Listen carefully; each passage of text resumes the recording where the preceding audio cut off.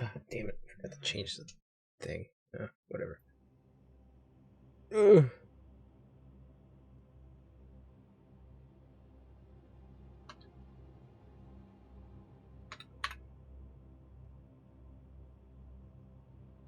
Okay. My question is... that one... You connected. Or connected. Weird. Okay. Ugh. Oop. Got to do that. Okay.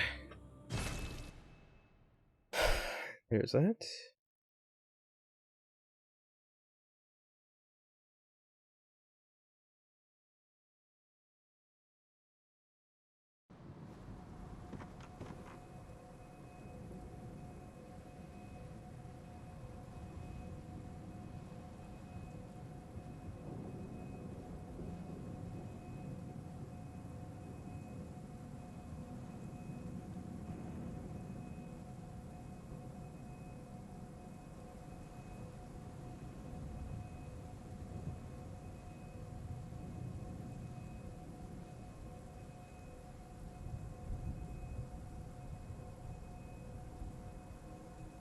Sorry, just updating the social media shit.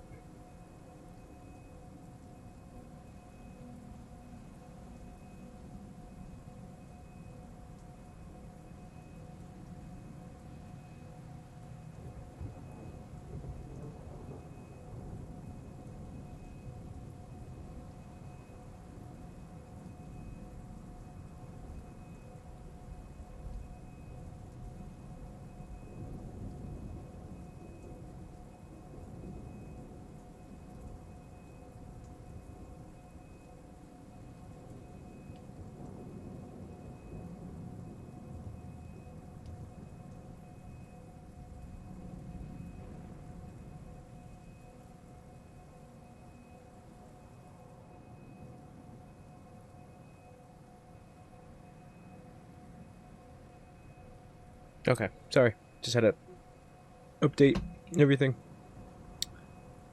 What are we doing? Oh yeah, boss fight. Shit. Well, let's see how this goes.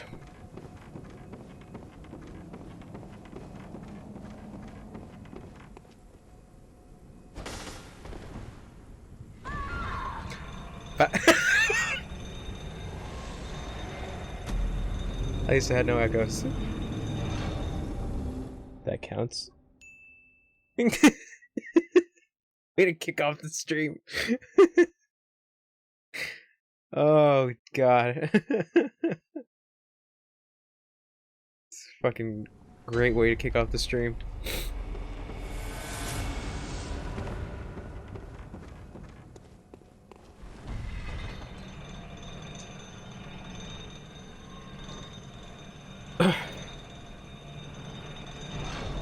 Okay. So this way.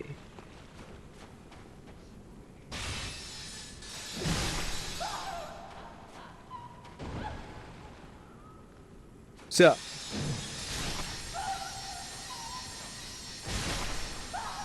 Gankers of fools.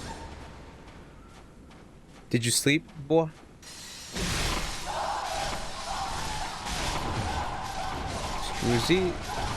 Excuse me, out of the way. Thank you very much.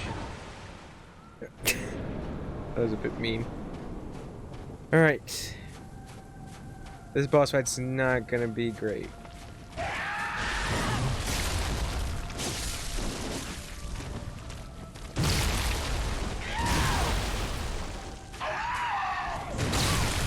Ooh, that was direct. That was also a little direct.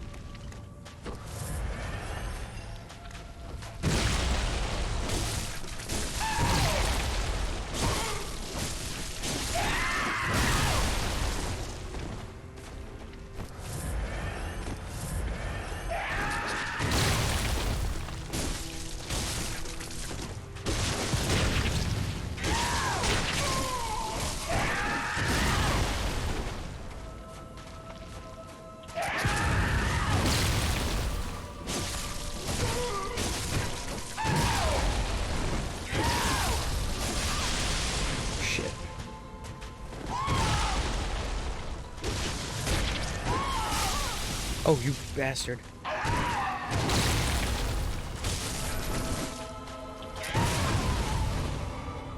How much damage does this do? Good amount.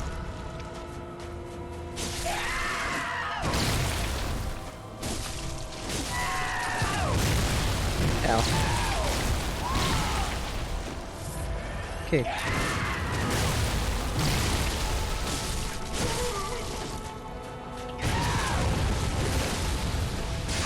Oh, fuck. Let's at least try to get into a second phase. Time to sleep? Yeah. Fuck. That was bad.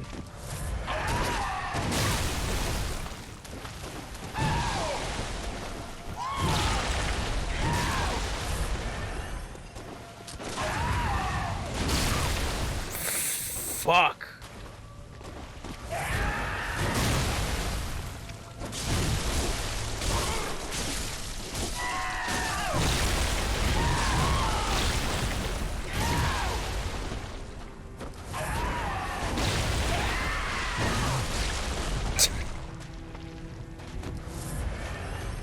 What a bitch.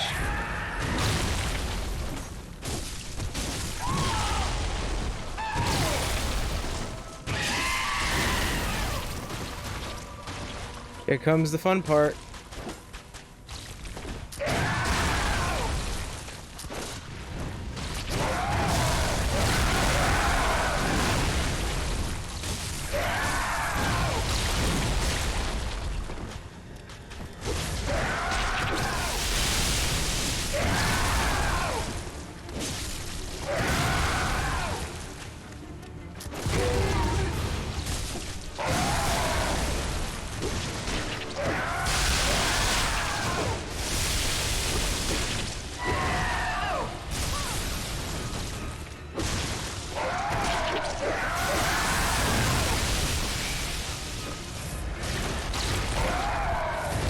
Okay.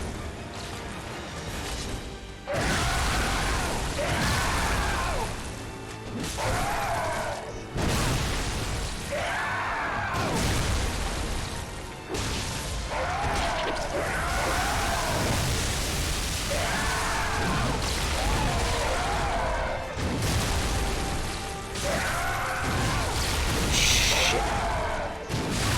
Oh!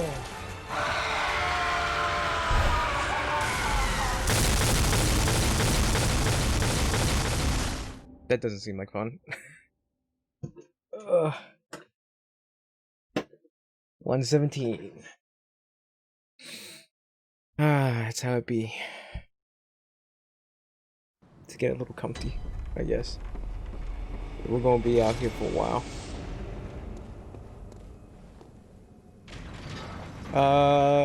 Pretty alright. Pretty good. Not too bad.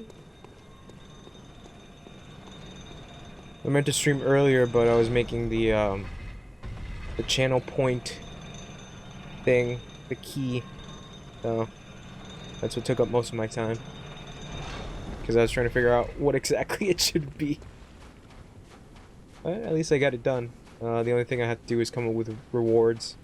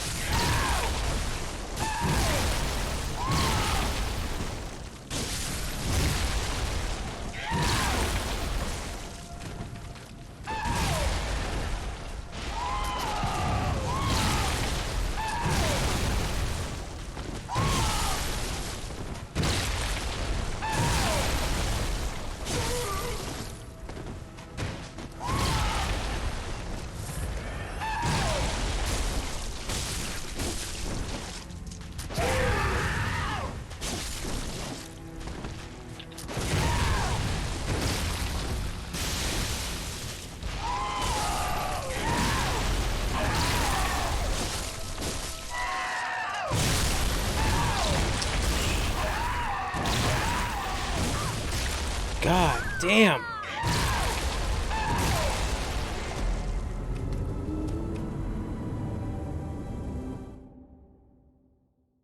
Bloodborne not really giving me the time of day. Fuck.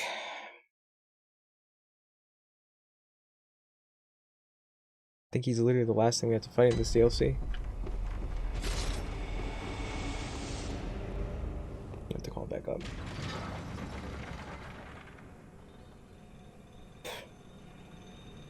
It's pretty hard. He's considered to be one of the hardest bosses in Bloodborne. Like, there's really nothing, like, specifically... Like, there's nothing to be exact about that boss. Because I don't think he has any specific weaknesses, or even countering with the gun is a little tricky, because sometimes he can go for the stun, or sometimes he doesn't. And he moves way faster and has a yeah. He has a bigger range. Have you tried laying harder? I tried laying harder. See, I'm laying hard right now. Oh. Oh my god.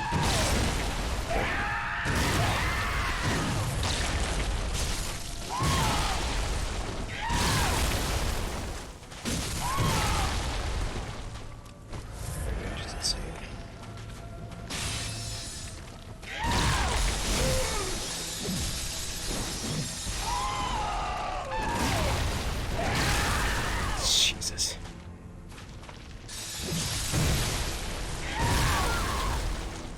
Would blocking help? I don't have a block. I only have dodge. This game doesn't have block. It only has counter with the gun, but even, like I said before, getting him countered with the gun is a bit harder to do because sometimes he's not stunned. You don't listen to me, Howler. You come in here saying get good, and I'm like, but I'm trying, and you're like, no. Press the impossible button that doesn't exist. You don't listen to me. No, this game doesn't have block. It's just dodge. That's pretty much the whole gist of this fucking game. It's that you're gonna have to be on the offensive a lot.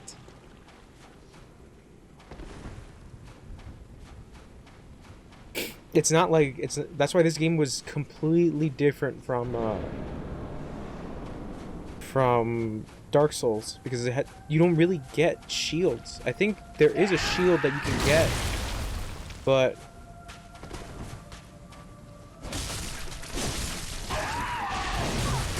God, okay, I gotta figure out what to do with that. Okay. Oh, I forgot to put up the counter. 1 second. Okay. Forgot about the counter.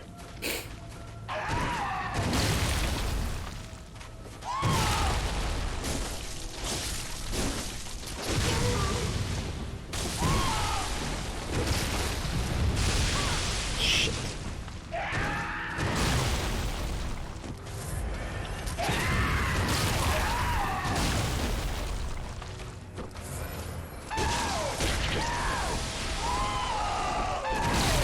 Oh.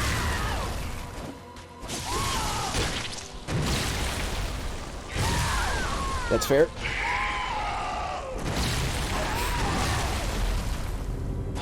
You know, this motherfucker's tough.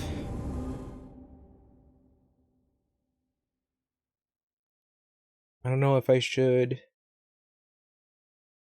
because it might be, I don't know if I might have to farm a little bit. Because what's my stats right now? I'm at 98. I'm almost level 100.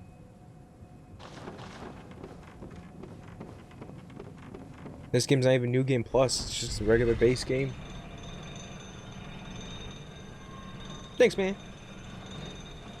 I appreciate it. I had to think a little bit, because I'm like, okay, I see. Because what really tipped me off about this was I completely forgot that this was a thing. The whole channel points thing. Because I saw Dino Dad had it. And I was like, huh, what's that? And I was trying to go to different streams to, like, I guess, get to know other small streamers. And I saw that they had channel points. And I was like, Alright. I guess I gotta try that shit out. See what that's all about. So I'm like, because Dino Dad's channel points are really, really, like, it's a good kind of channel point. Ow. Ow. Fossils. That was, like, really good.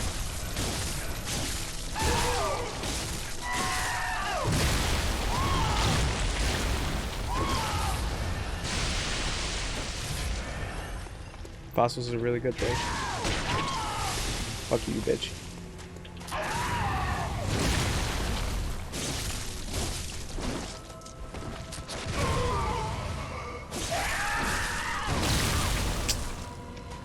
Fucking fuck.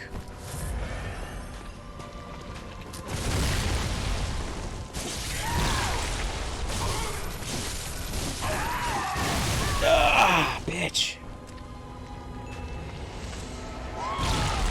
I'm gonna be dying a lot in this. Just giving you a heads up. This is gonna be a tough one.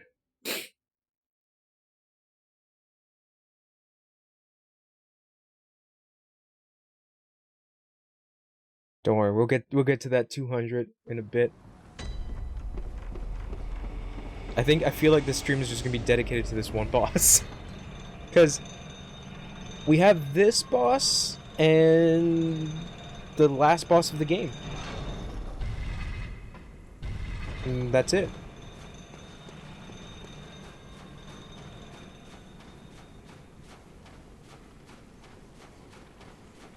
Like, I took care of, like, the side bosses, too. Crazy. This feels kind of crazy. Shit. This key kind of like the... Yeah, it's like the Carmen Rider, transformation thing. Because I remember I explained this about, like, because I think Wade asked me, like, why I named my channel the name it has. It's because back when I was... Fuck! Back when I was, trying to figure out what I wanted to do, I was like, oh, I feel like making, like, a comic back in the day, when I was doing art a lot more. And I kind of wanted to base it off, because I was going through a whole Kamen Rider thing, and you know how, like, Kamen Riders have, like, those little toy-looking things that are essentially, like, how they transform? Not the belt, like, the little activator kind of thing. So, the key was actually a thing that I thought of, for that comic that I was thinking of. So I was like, oh, why don't I do key? And then on top of that, the key being a symbol for the channel points is that you guys are unlocking something, so key. Why not? And key is like a video game thing as well. Because that's what I thought about. I was like, do I make coins or like some other kind of thing? And I was thinking like souls, but then I'm like, no, souls sound... I wouldn't say sounds dumb, but it's just like... It sounds something more dedicated for like a Bloodborne slash Dark Souls channel. I'm like, nah.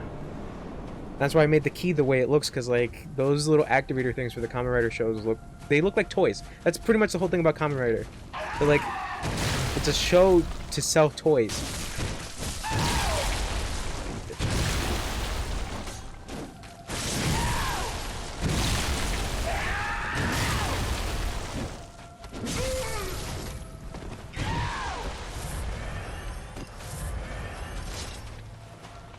Take a pellet.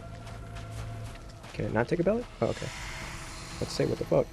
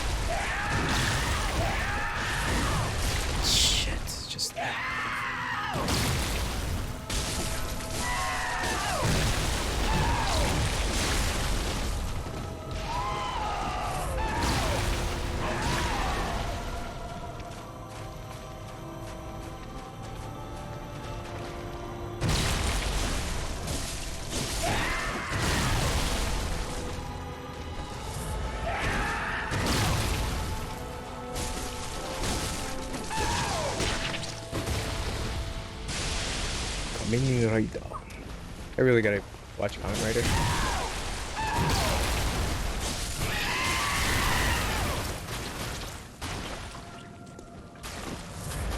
Okay, here we go.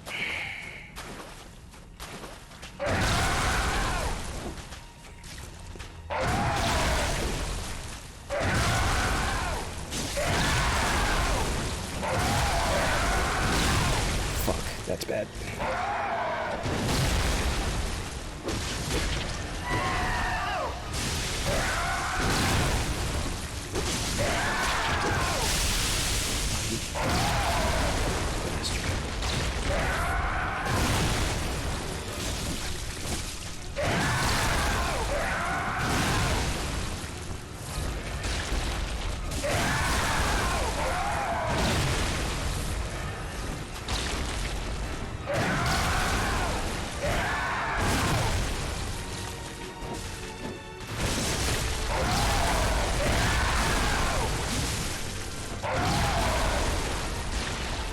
Distance.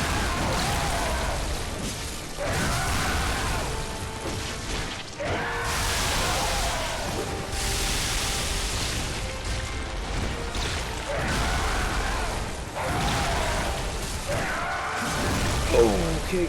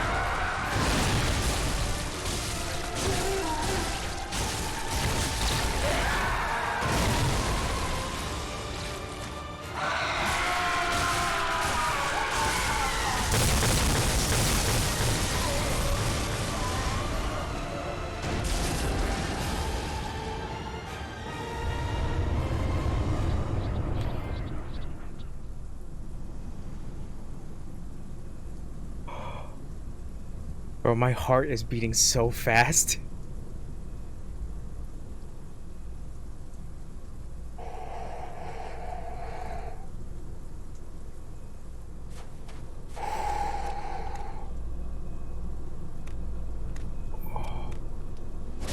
Fuck you. Nightmare slain. Yeah. Okay. A cutscene.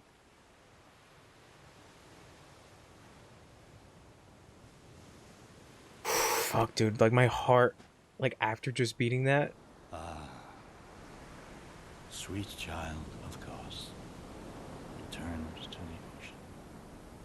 A bottomless curse, a bottomless sea, accepting of all that there is and can be.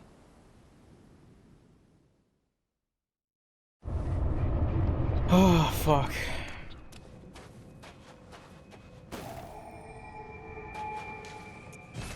There's a part of me that kind of wanted to do the Chalice dungeons, but those things are goofy, and I think I'm just gonna stick to the base game because Chalice dungeons are kind of eh. I don't know if I have.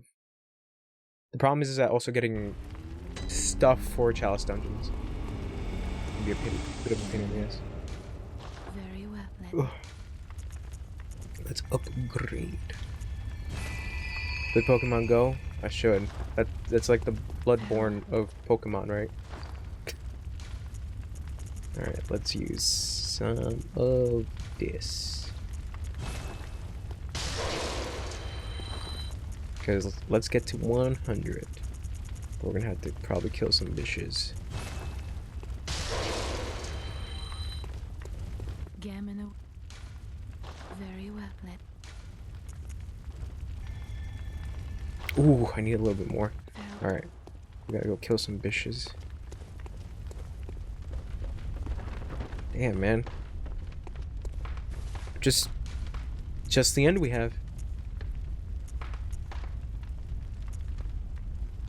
Go to the research hall.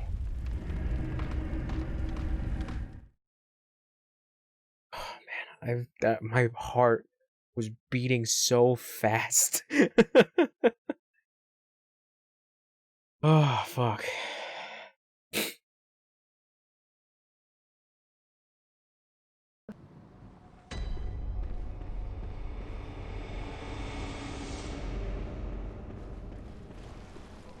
Hmm.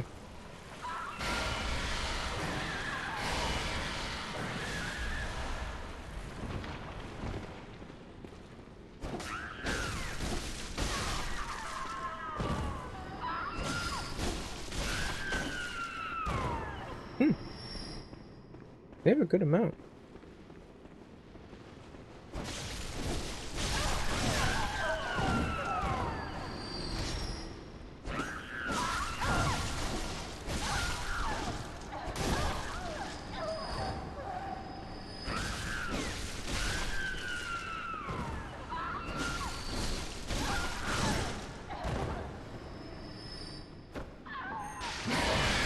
Oh, okay. I can see why they have a good amount.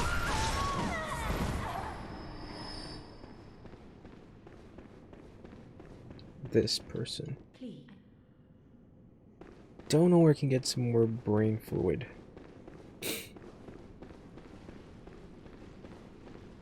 Oh well.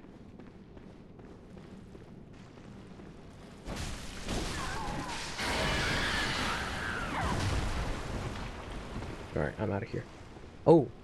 I should probably go check back at the thing.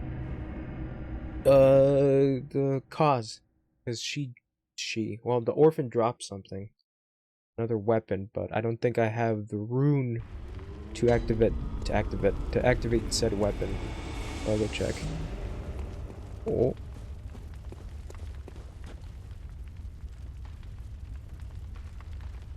Barry. Sending messages in the Discord. I'm gonna send a message to Barry. Telling him I beat the Orphan of Kos.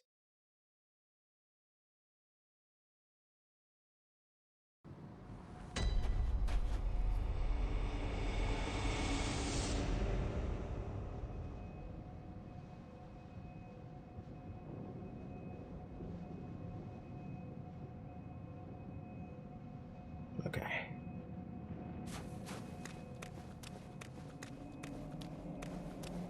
Oh, I guess not. Guess I didn't get it. Pretty sure I was supposed to get it, right? Yes, I have it. But I need the thing. Partially some Embriatus. I get the Beast Roar. Tiny Tantris. Ooh, Tiny Tantris.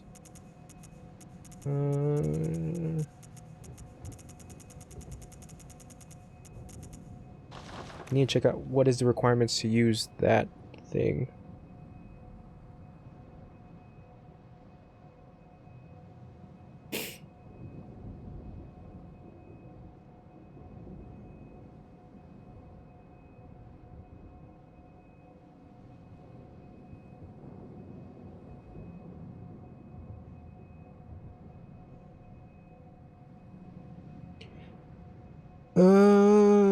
Requires 16. Cost Parasite. Time to check out. Because I think I need the milk. Oh shit. I need the milkweed rune and something else. But I think I have the rune that can let me transform into a beast. Because I have to check.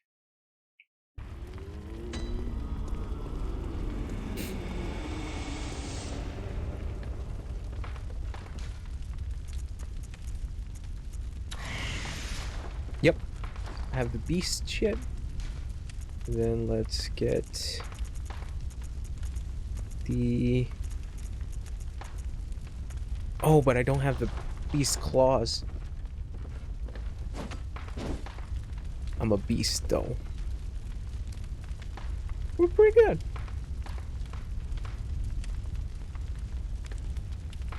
Yeah, because I need the Milkweed rune. Milkweed rune. Milkweed.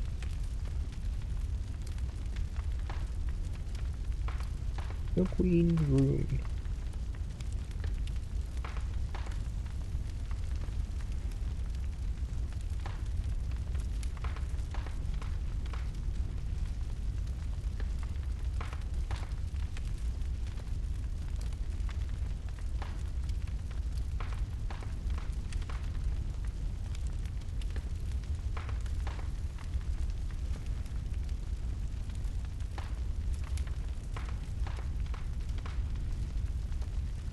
Okay.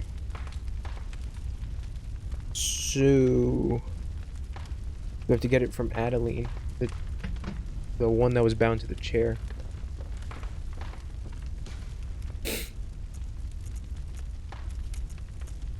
We might as well. Just in case I want to get into New Game Plus with this fish.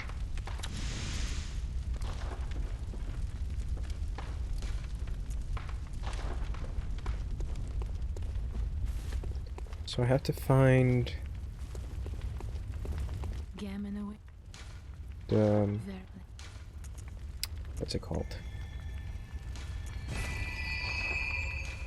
Farewell, good The shizzle.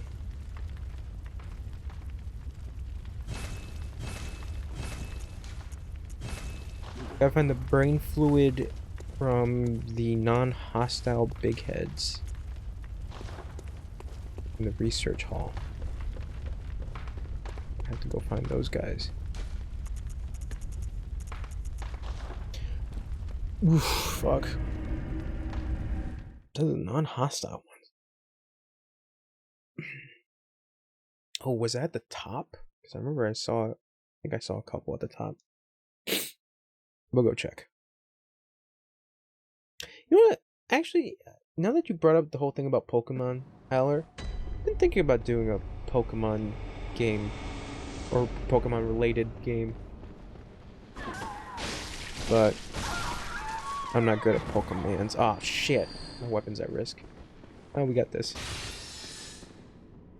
We got this mean fucking buzzsaw, yo. Fuck yeah. Okay.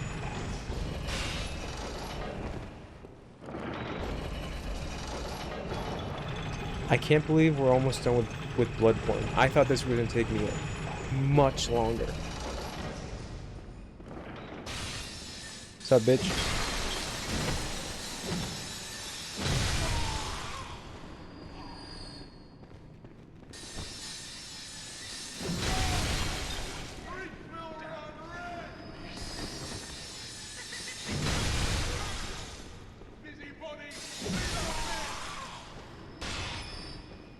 I'll take some bullets, thank you.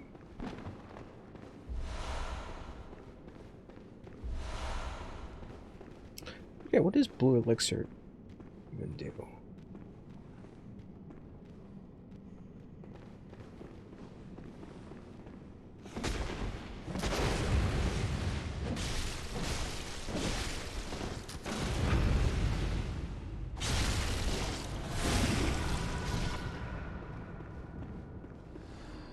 Damn it!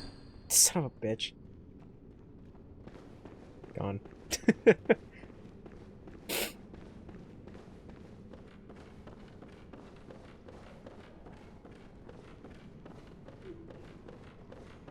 I have failed.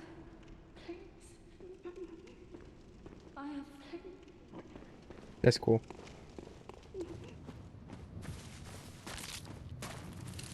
Flip plop, plop flip. Plop plop, plop plop flippin', plop plop flip, plop plop plop flippin'. Plop plop plop plop plop flip. Flip plop.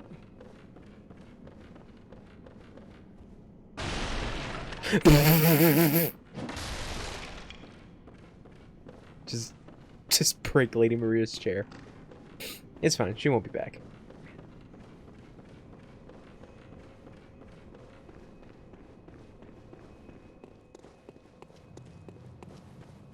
I want to get some brain fluid.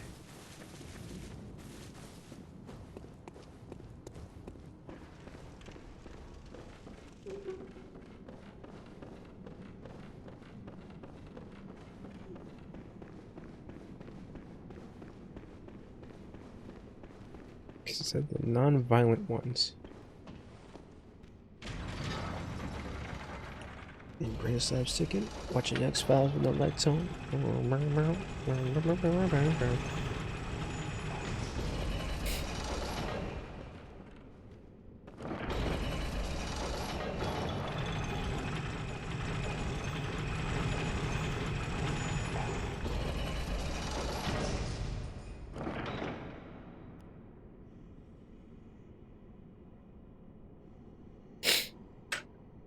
Okay. Whoops. I don't think I was supposed to do that.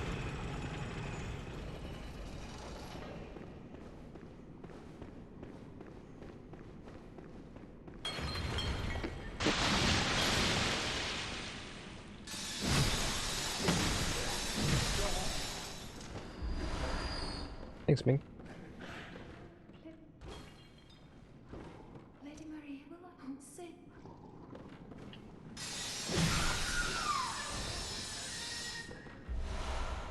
Brain fluid.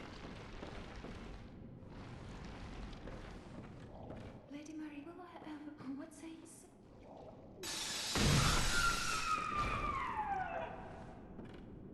Hey, Jesus, they just come back. The fucked up way of living.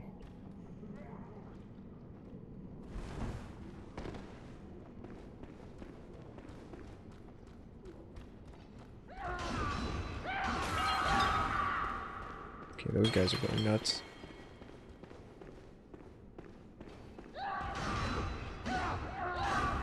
Yeah, he's going nuts. I'll leave him be.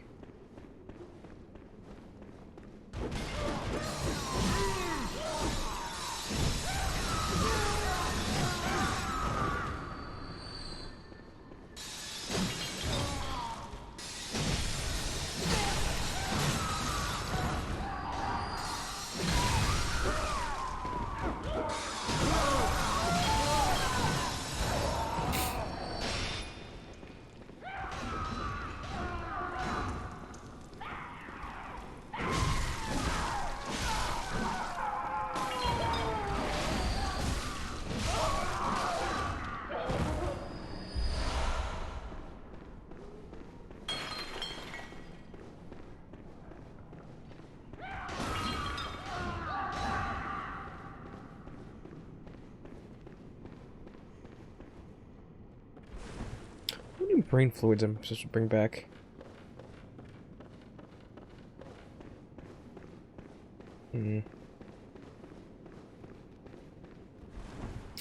Ooh, shit! It landed right next to the guy I killed.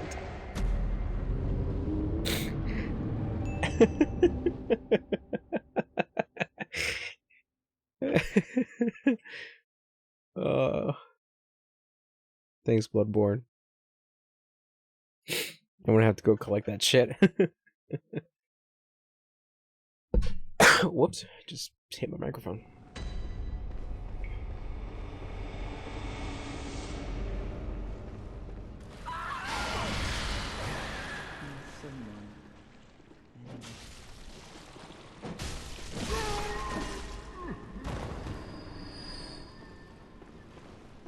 Don't bring fluid.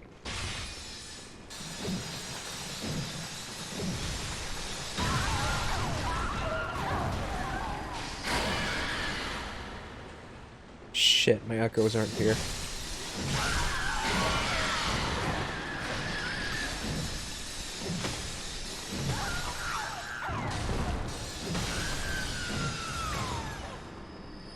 I don't know if any of these little bastards have it.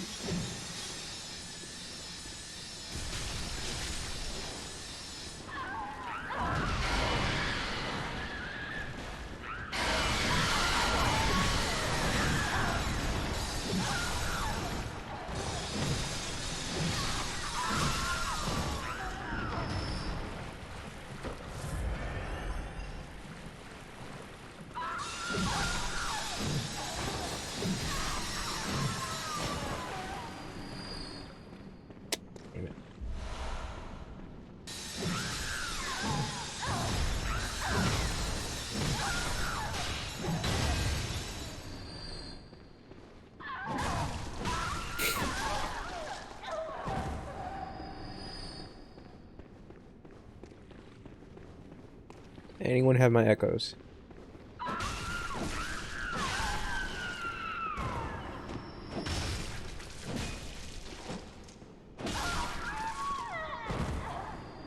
don't think they had my echoes.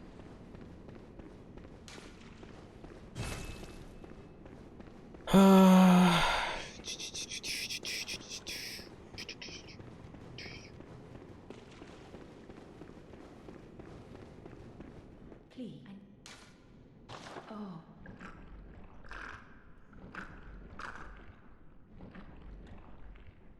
Oh. Oh. Oh. I'll have you know, I was once a blood saint too, so do come back. Oh. I'll have to. Okay. So I need more brain fluid. I gotta find it from the rest of these weirdos.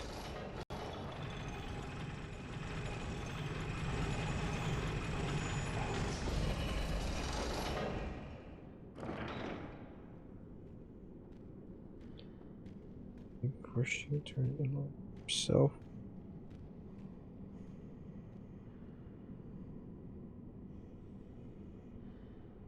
Brain fluid. How many brain fluids do I have to bring this freaking lady?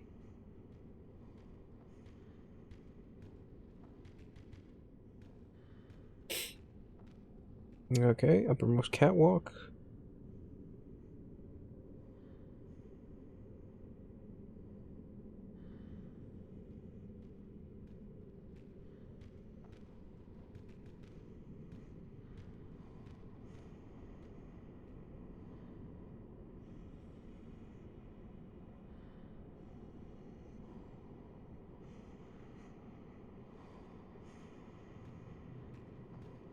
Okay, so I have to go all the way up. I'm all the way up. You know what I actually feel like watching? I feel like watching the Fast and Furious movies. Even though those movies are not, you know, I mean, they might be Oscar worthy, now that I think of it. Because how could they keep going for 9 movies?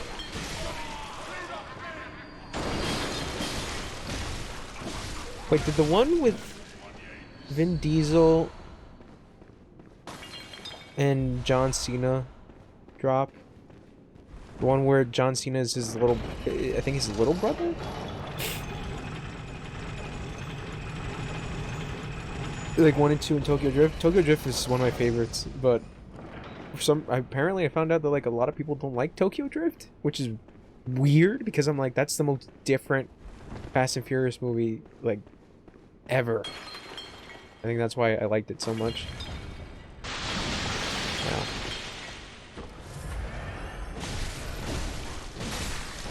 But little Bow Wow, I think you got it. I think you solved the puzzle. I think it's because of little Bow Wow. I think people did not enjoy little Bow Wow. I think that might be the key. You might like little Bow Wow, but little Bow Wow was not liked by other people. Little Bow Wow was not liked by critics. Now.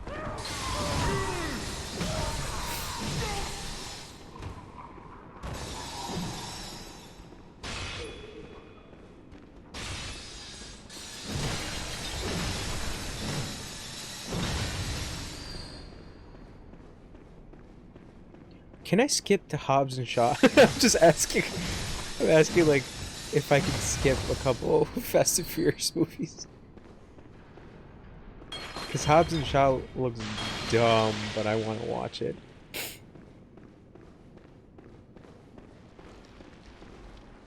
No, these are the ones that are hostile. Like that one.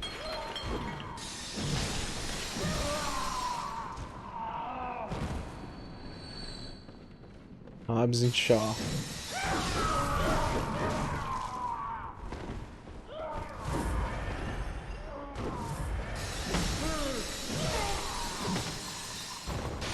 I can't believe that franchise is like still going. It's so weird to me. But what's also funny is that like Vin Diesel has his own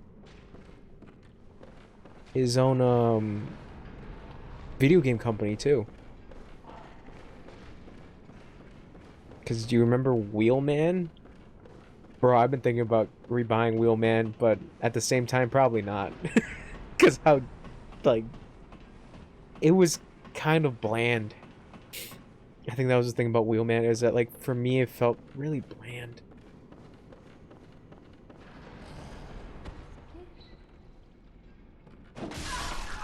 Need your brain fluid, please.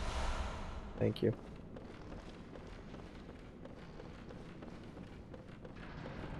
Anyone else? We're good? I think we're good. Alright, so I got it from the top, the middle. Now I have to wait for this lady to eat her brain fluid.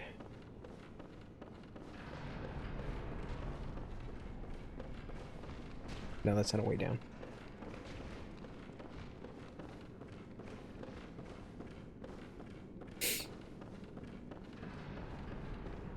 I think they released... I think Vin Diesel's game studio company released the new Fast and Furious game.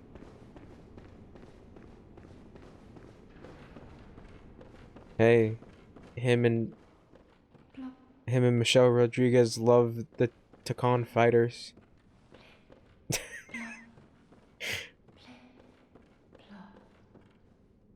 Thanks, Michelle Rodriguez.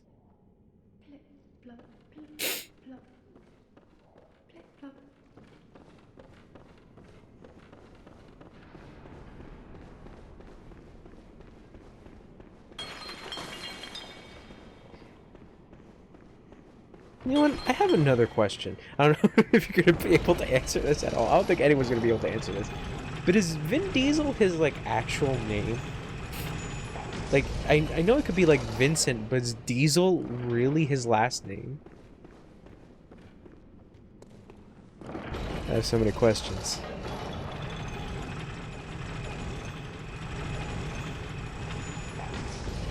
I know the internet exists, but I don't want to... I'll have you know. So do... Oh. Oh. I know. I'll have you know. So do... I am disappointed. Oh, okay. It's a stage name. Oh, I have to come back and forth to this lady. That sucks, because I want the milkweed rune. So I can just have it just in case I feel like doing New Game Plus on this bitch. So I can have the dumb weapons all ready and set. His real name is Mark Sinclair? Wasn't there a fact that, like, he had, like, a twin sister, I think? Something like that?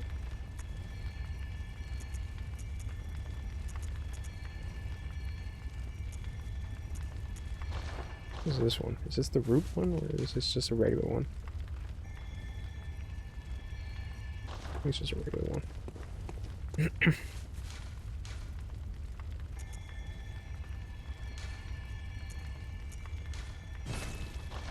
Maybe 2 more words. I mean, you never know. I don't know if there's been special cases of hot sister, hot twin sisters. I mean, hot twin that is a female. We never know, man. Oh, I need ritual blood. What the fuck did I just buy then? Did I not buy ritual blood? What the fuck did you sell me?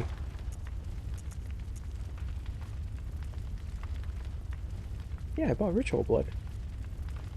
Oh, he has a twin brother. Who the fuck was I thinking that had a twin sister? Oh, ritual blood 2. That's the one. I could do this one.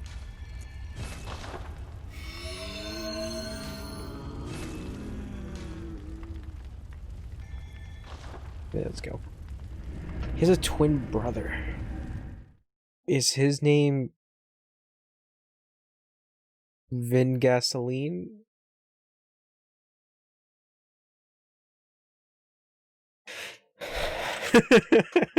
Michelle Rodriguez is probably why. Oh, probably your wife. Yeah, she's pretty cool. Oh, I remember the first time I saw her was in I think the Resident Evil movies.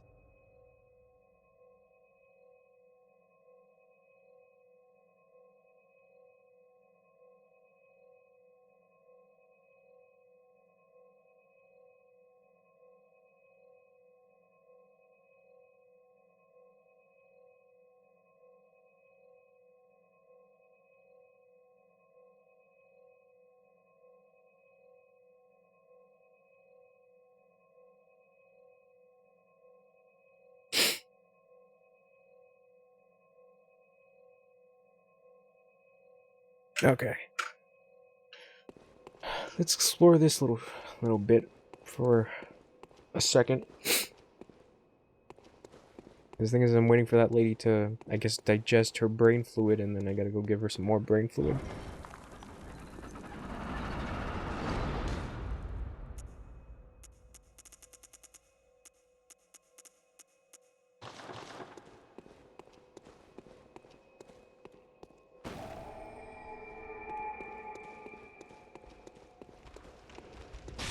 That's a lot of dogs.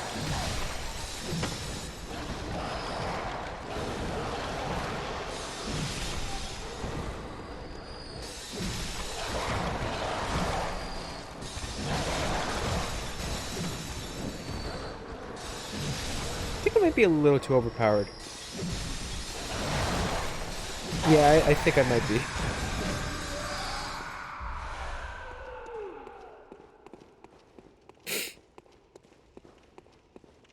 I think I'm too OP for this area. Which is good, I guess? Anything over here? That almost got me. Almost. Wow. Molotov. Quicksilver, Molotov. Okay.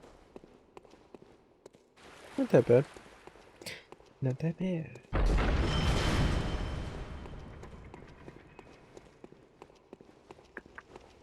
Oh. Oh, I guess his model just wigged out because I saw him moving right there.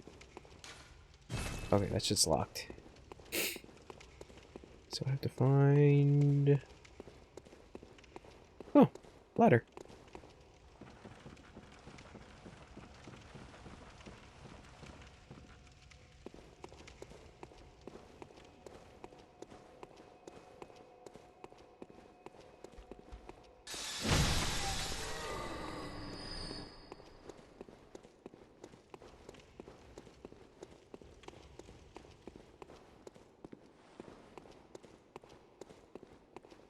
Okay, big dude is guarding the lever. Really?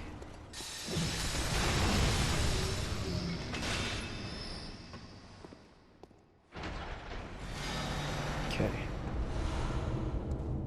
So we're in Labyrinth. A door has been unlocked.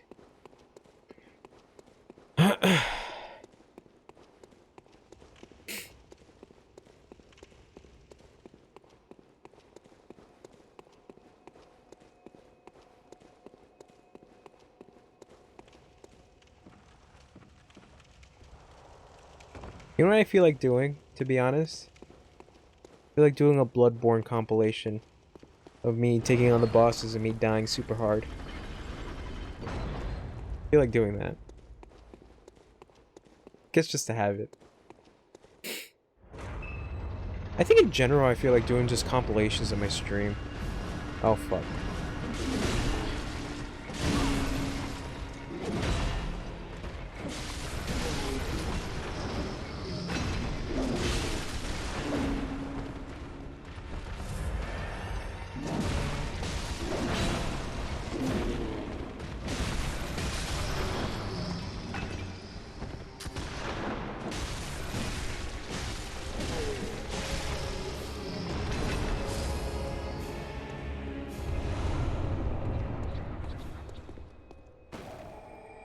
I'm too overpowered for them.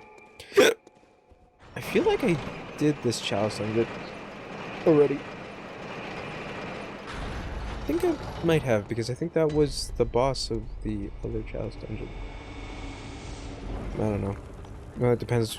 Well, if it's the old Watcher's dog, then I think... No, not even the old Watcher's dog. I forget what else. I forget the other freaking thing. Okay, so we need to find the lever for that.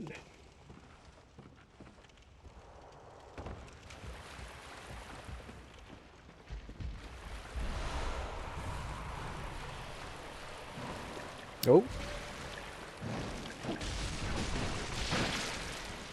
Don't know what the fuck that is.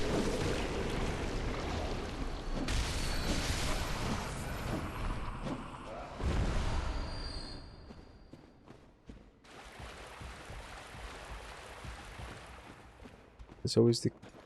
Oh! What the fuck? Oh, they're above.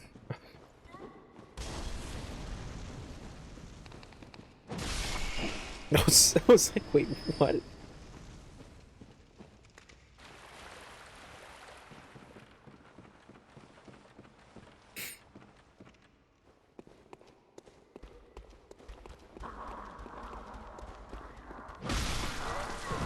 Oh.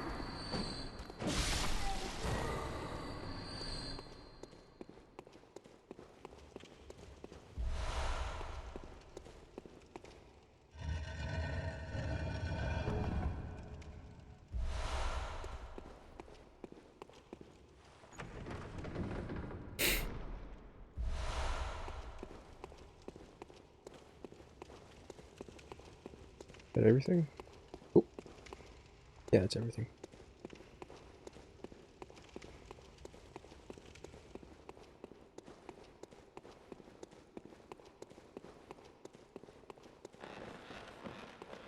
Ooh, wobbly.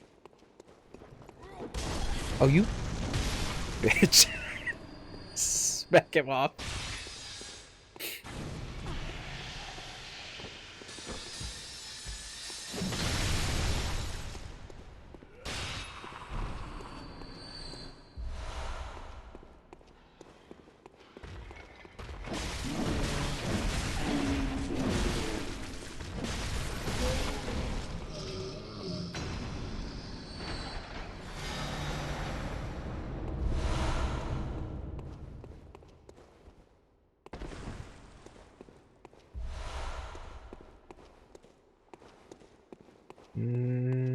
Nope. Okay. I think we can head down.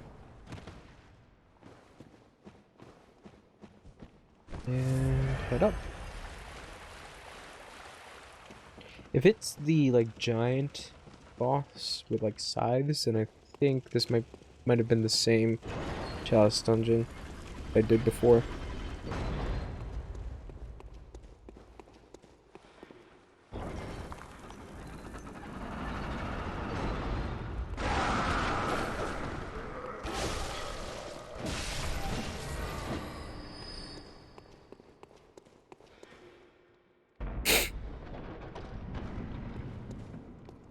Oh no, it extends. Interesting. Is there anything down here? Yes. Man-eater boar. Okay. I don't think I took on this thing.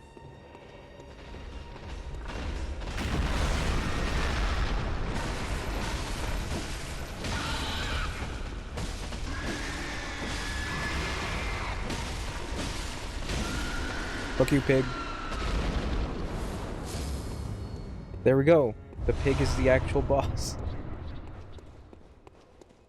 Okay. Then we got that little area that I didn't explore fully.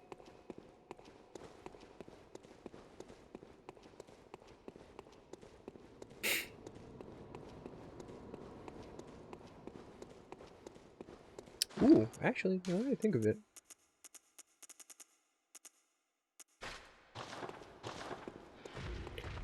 Let's use some of this. Let's use this sword.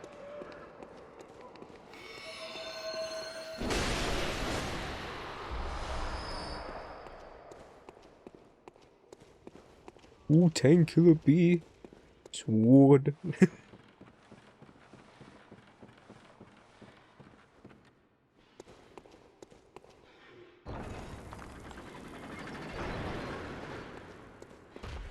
What's up?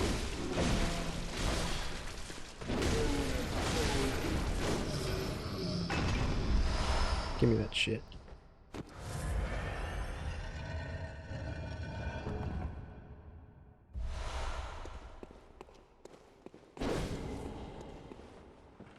Oh wait, there's another door. There's another door.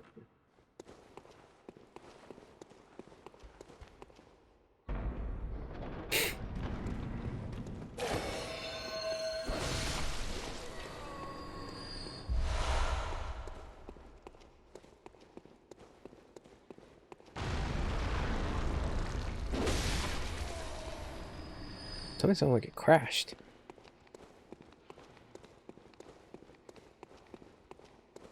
Maybe not. Ooh. Fuck you. Fuck you. Fuck you. And then down here.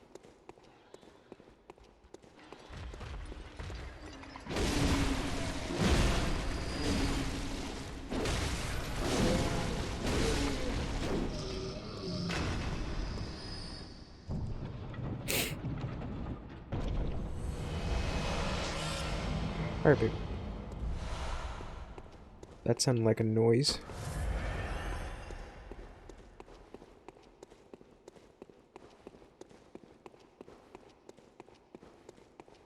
Boop, boop, boop, doop, boop, doop, boop. Oh! Interesting.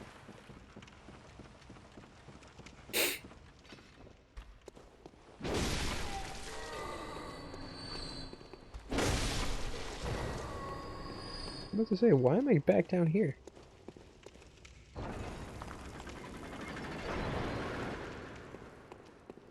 Oh, that's where it was oh, okay, this was the other area that was leading to. Right. Let's see if there's anything down here. Rat.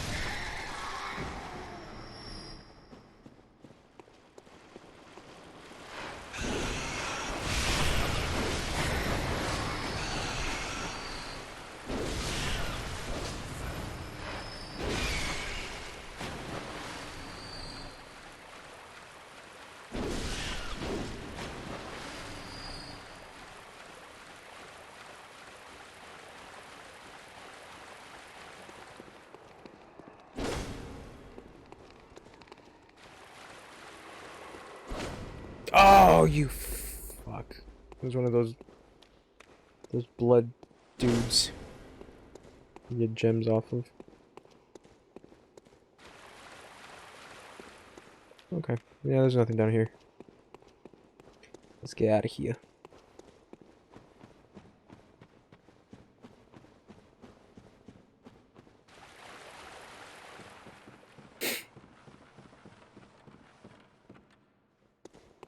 Think, yeah, this way. Da Vinci? Oh, God.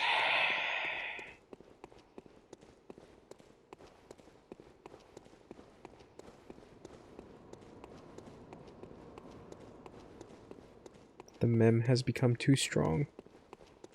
The Da Vinci. Oh, God.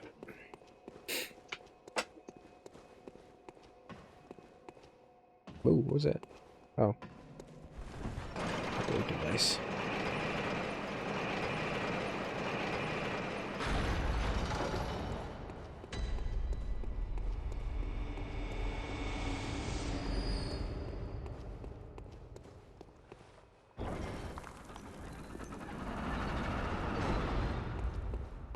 Okay, that seems like progress.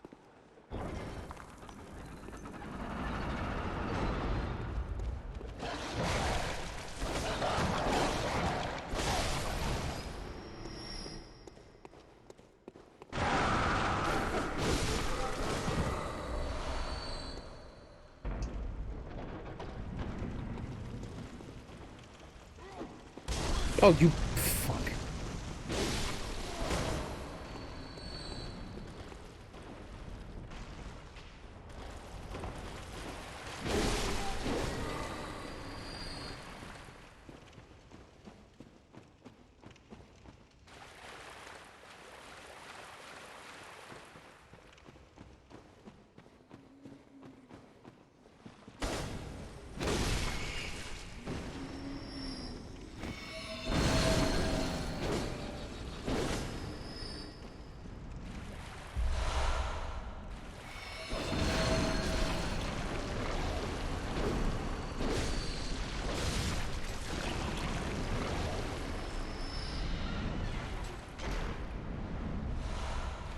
Oh. Crafting supplies.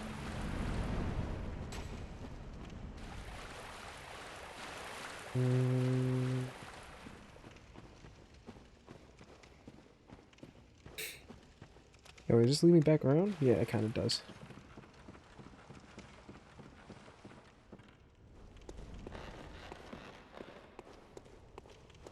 Probably this way.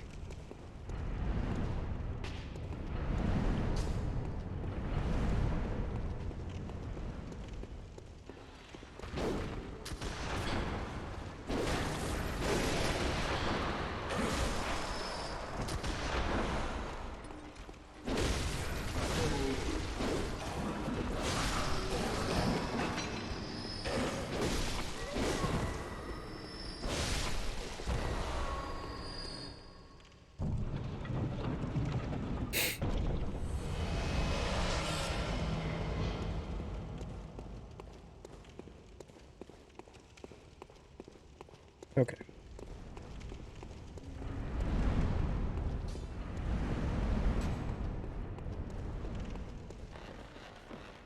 Anything over on this side?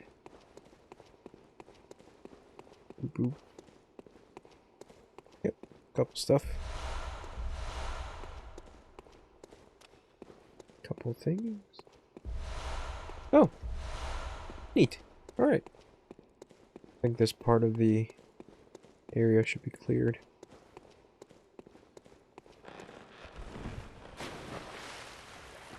We could go this way.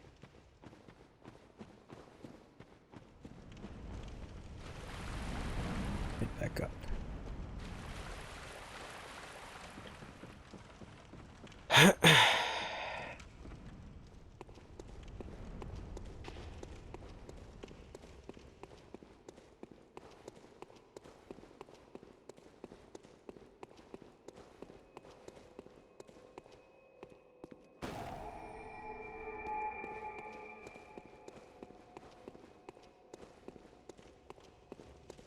Hmm.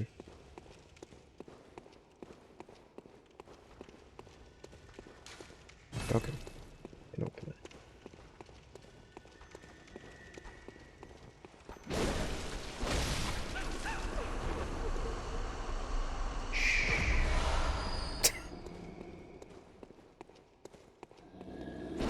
Oh! There's that one boss that I fought.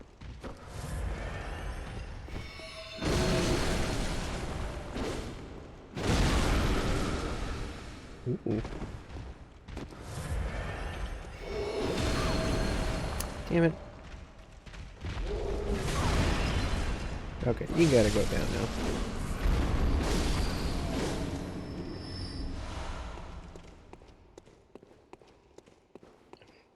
Let's head left.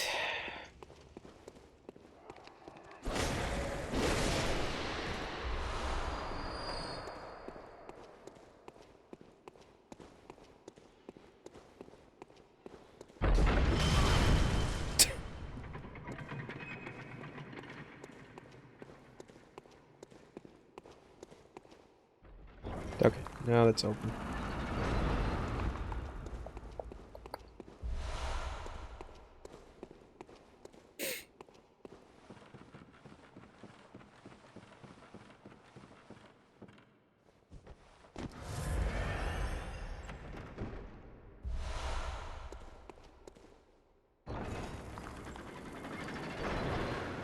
Any other doors? Yeah, there's one door right there. Whoop. Almost fell. Fuck. No, lever.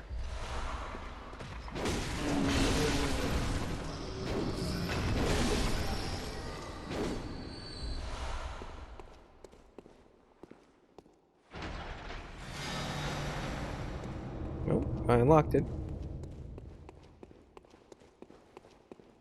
Time to go check the other side of this. Yeah, right there, that door. This leads to... oh, back down here. Ugh.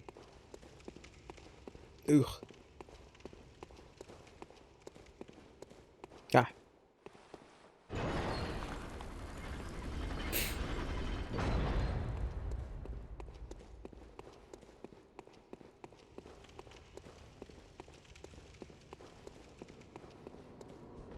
Okay. Let's heal up. I'm gonna go with the saw cleaver. Uh-oh.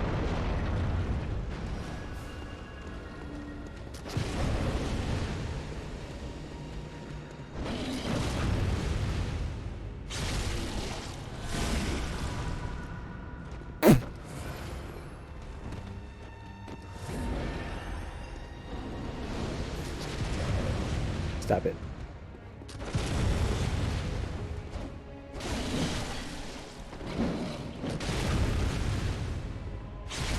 Bye. Nice fighting you.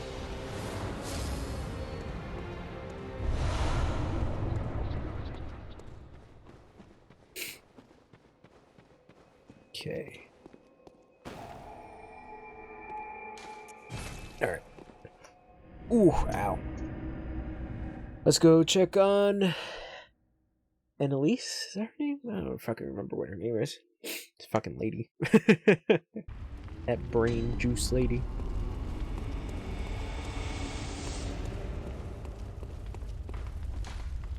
Oh, actually, I want to see if they have the ritual blood.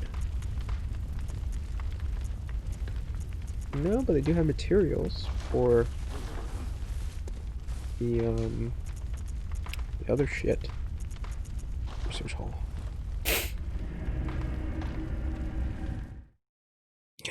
Gotta go give her some brain fluid.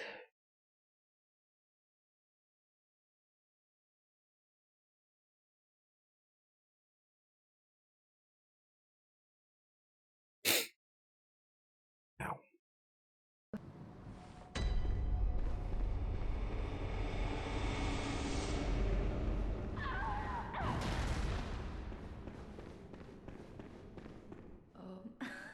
So do. Oh. Okay, probably gonna have to travel back and forth.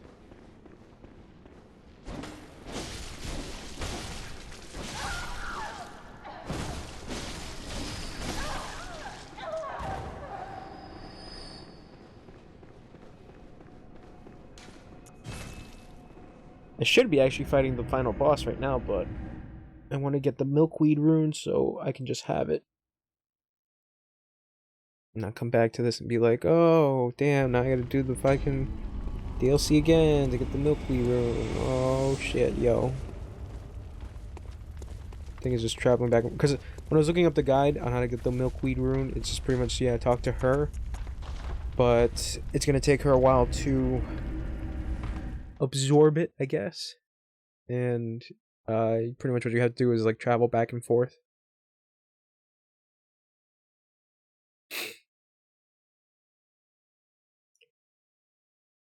Excuse me.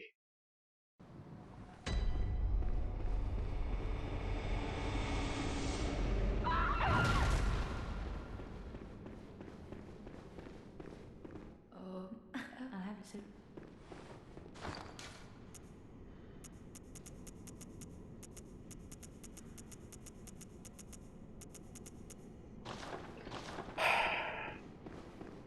Well, I can't kill her. So that's kind of the question. I think it's just traveling back and forth. I think that's what we're gonna do for now. Because I think before we get to the actual final boss, sorry, before we actually get to the final boss, we're just gonna do some cleanup. Because might as well. But I have to say, this has been the most interesting run of Bloodborne that I've ever had. Because of the fact that I played this game maybe like twice. I gotta check out the arm for my mic. And I really never did any of like the side fights. Like the amygdala, I think I did the amygdala fight, but I didn't do Logarius in Canehurst.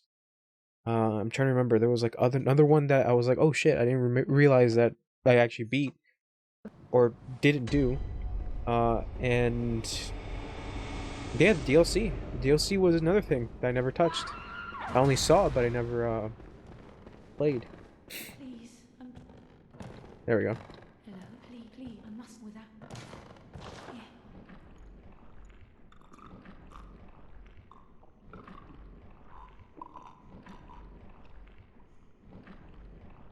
Gross. Ah, thank you. Take it. Please. Balcony key. Okay.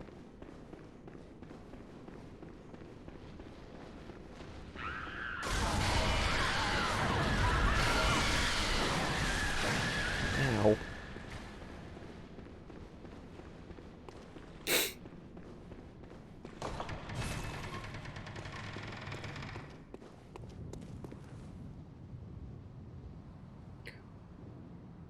Oh.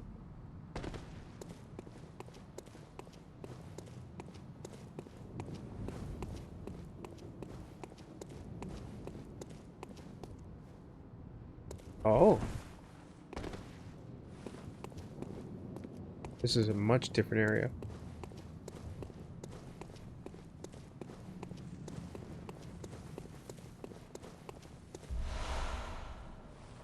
Boy, wouldn't the celestial emissaries be here? Huh.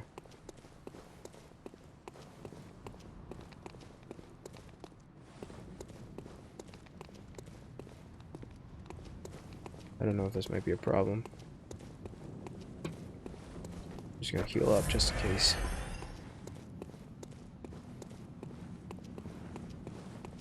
I don't know if these guys are too friendly. Or if they might have a problem with me being here. I think they might have a problem with me being here. Oh yeah, big problem.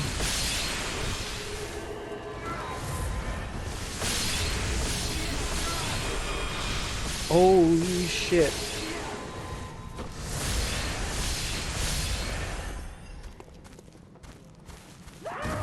I wasn't expecting to have celestial powers. Oh, fuck. Fuck out of here.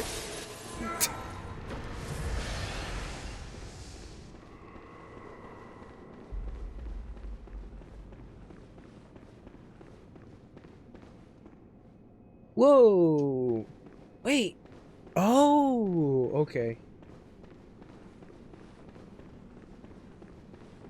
I had to check what I picked up.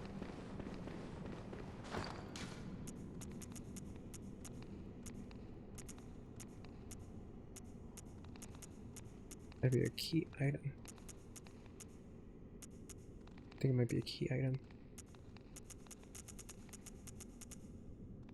That one.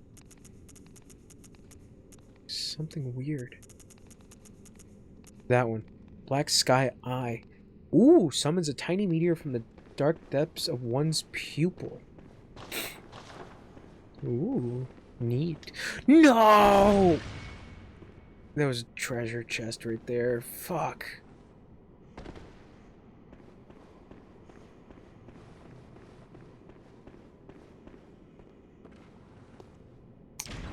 Damn it. Well, I could probably try to get it again.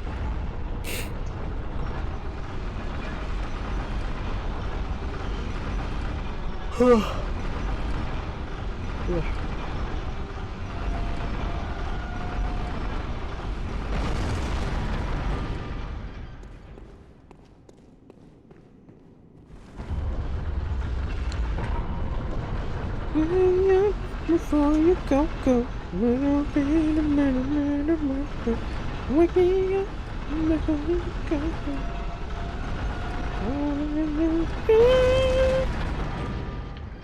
Alright.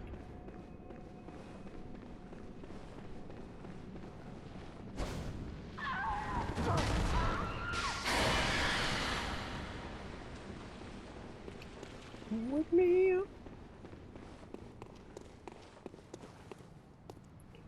See if I can try this again. Please don't shoot me with your lasers, please. Okay. In order to get that treasure, I gotta make a jump for it. Ooh. Okay. Got it.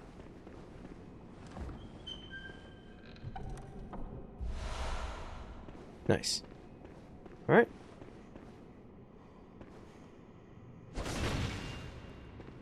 I think we could just use the old hunter mark, yeah.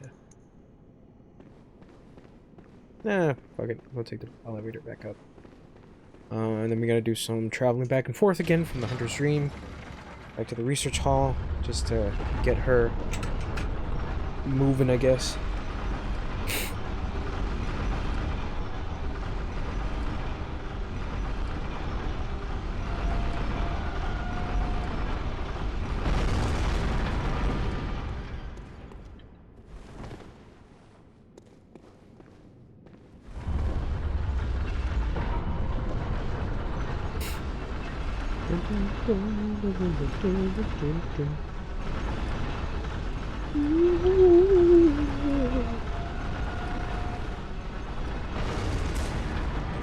Yeah, just traveling back and forth. The Hunter's Dream. Wait, does that send me to... Ah, fuck, I forgot. Never mind. I was about to say, does the shizzle send me to the Bold Hunter's Mark? Does it send me back to the Hunter's Dream, or does it send me back to the last lamp that I was at? I have to check the information. Oop.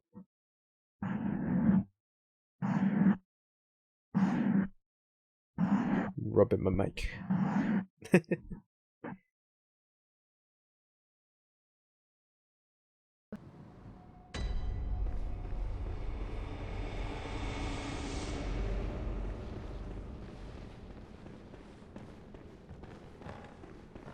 Oh, Howie, can you hear? Druid. Okay, yeah, she's going crazy. She's going really crazy.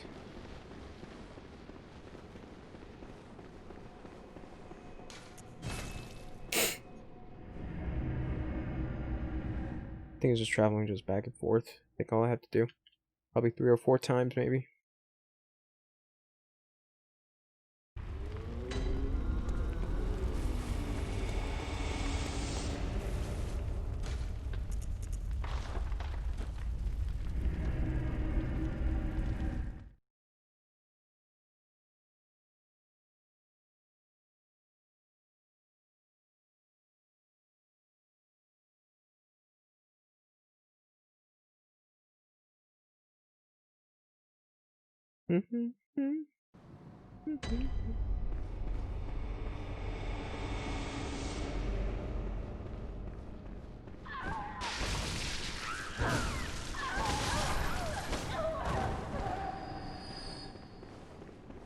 Nope. Still going at it.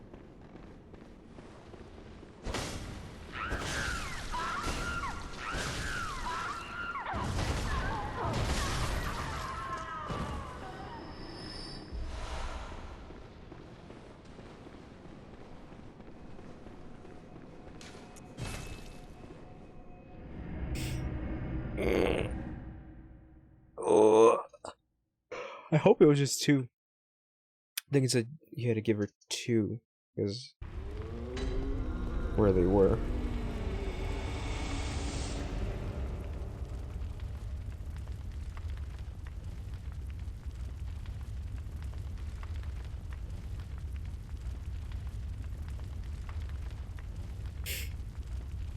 Okay.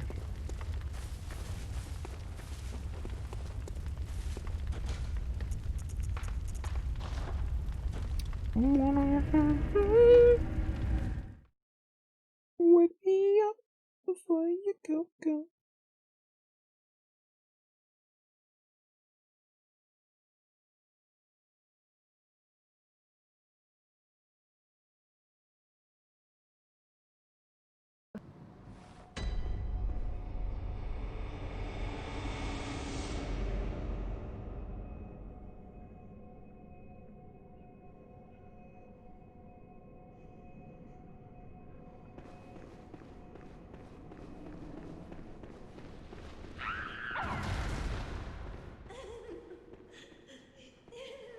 There you are.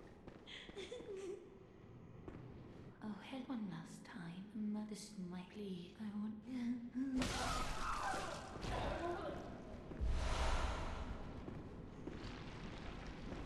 She's coming back.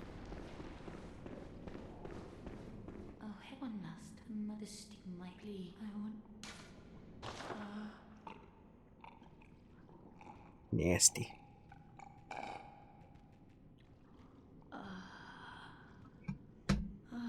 My guide, I see. There we go. Revelation. Thank you, really. Okay. You dead now? Yep, she's dead. Alright. Got the milkweed rune. Now I can actually use the thing. The parasite of class. But I have to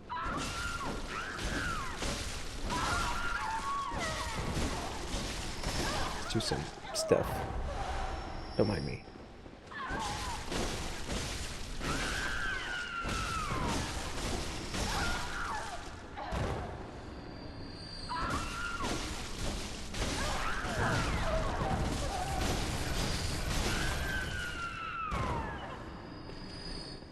Okay. Now let's head out of here.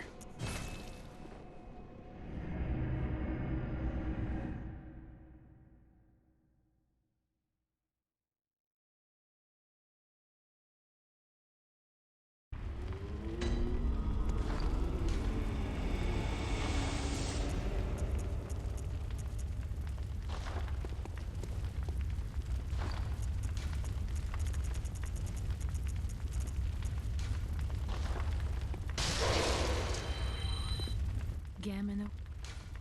Very well. Ooh.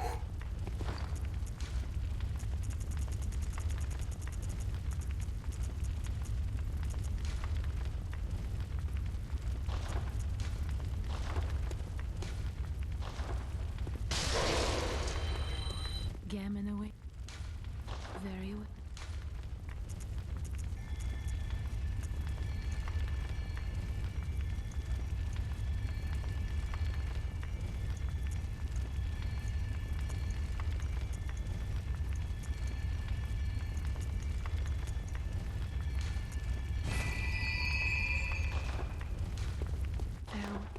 Alright, let's use up all my shizzle over here.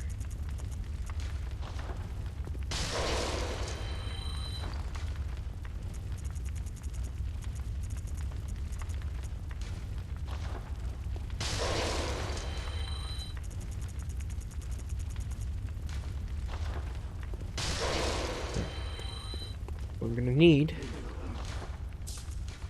I need some bullets. 18. And let's take that one. Alright, so I'm gonna be right back. I'm gonna take a little break. I gotta use the bathroom. But yeah, this is. Oh wait, actually, before I use the bathroom, let's play around with the parasite of cause. I don't know if I have enough other shit. Ew, I look gross. No, I can't use it. Oh, it's because my arcane is too low. Oh, that's sad. But what I saw was that you can get like tentacles. You get cool tentacles. Actually, let me start futzing around with this. Guidance, boost rally potential, transformation. I moon to. Ooh. Raises HP by 5 up. Let me see.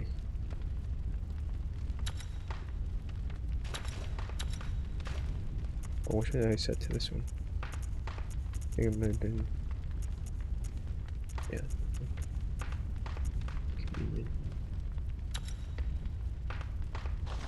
Well, it's a slight difference. It's not huge.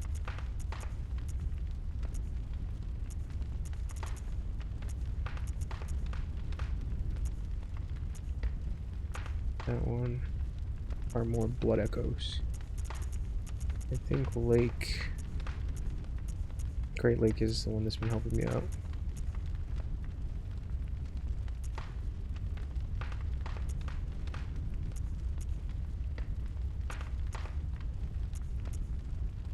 Do I want more blood vials? Or how many blood vials do I have?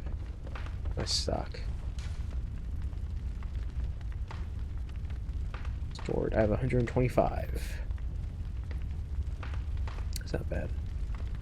But I kind of don't want to go through all of it. Yeah, you know what? We'll just put back on the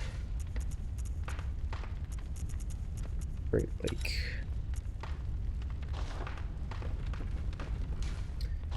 Uh, 5%. And my other stuff. Blood gem.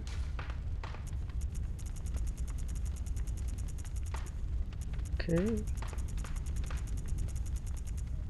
Nothing on that one. No, my saw cleaver is pretty good. That's just for bolt attack, but it's not really a bolt weapon. Yeah. Okay, yeah, it's not really anything worth changing the gems. Alright. Just keep it there. I'll be right back.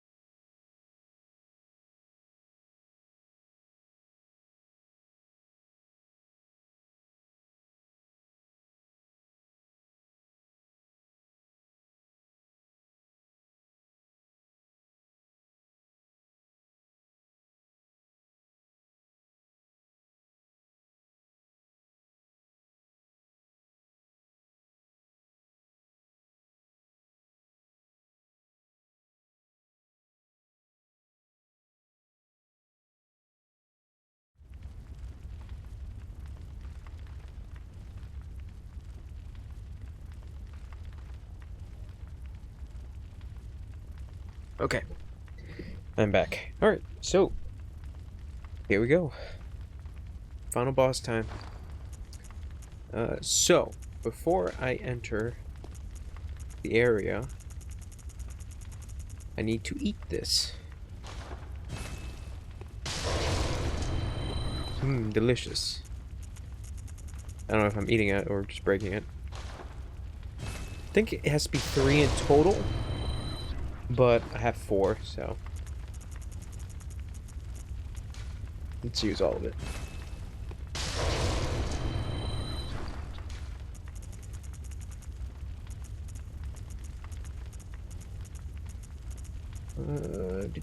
Do. Yeah, where's that other one? There you are. Might as well.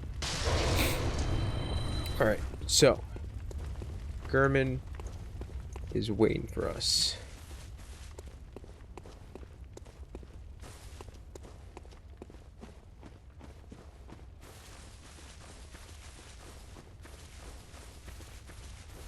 Look at this fucking area. Good hunter, you've done well. The night is near its end. Now, I will show you mercy. You will die, forget the dream, and awake under the morning sun. You will be freed from this terrible hunter's dream. Refuse. Daga Kotowaru. Dear, oh dear, what was it? The hunt, the blood, or the horrible dream? Oh shit, Ming. Oh, it doesn't matter. Now he got his weapon. Look at this fucking... Look at that. That's a... Oh, that's a wallpaper. It always comes down to the hunter's helper to clean up after these sorts of messes.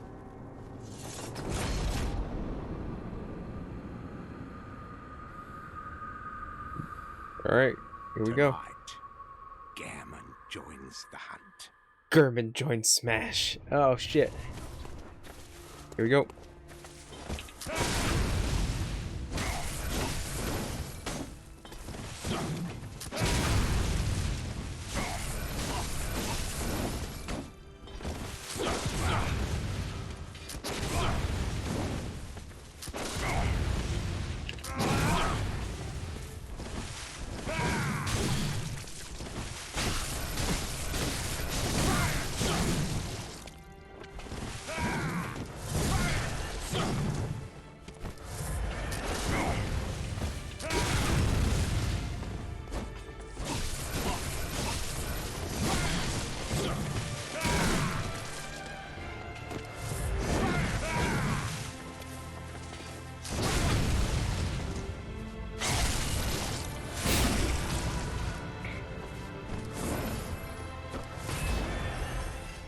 Nope.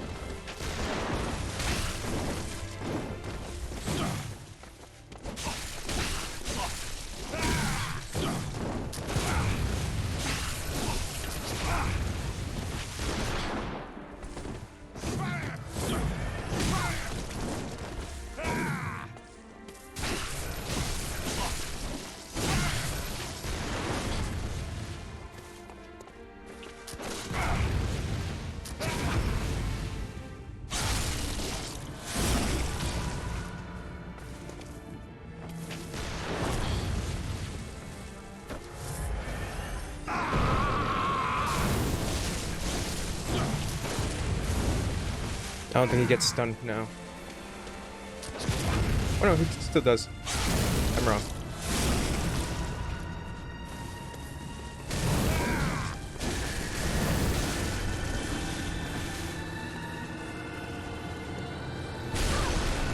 Oh, it does that.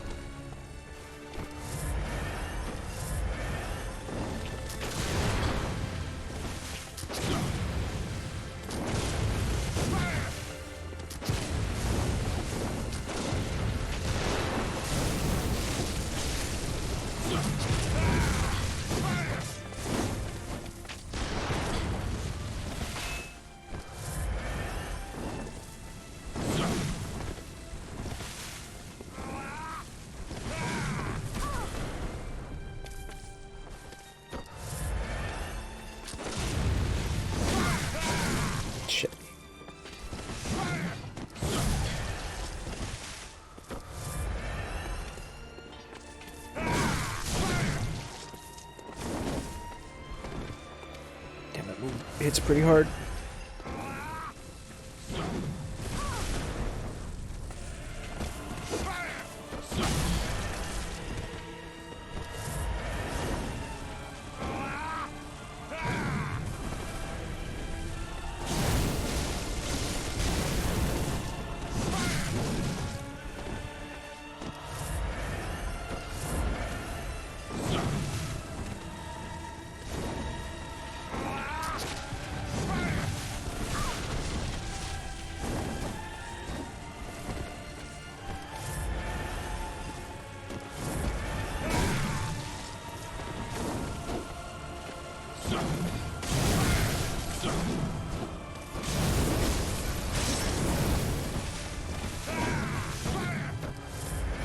This is going bad. Oh yeah, this is going bad.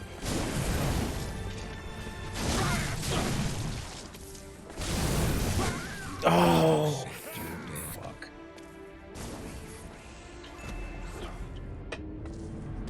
Close, close. I was freaking out a little bit. All right.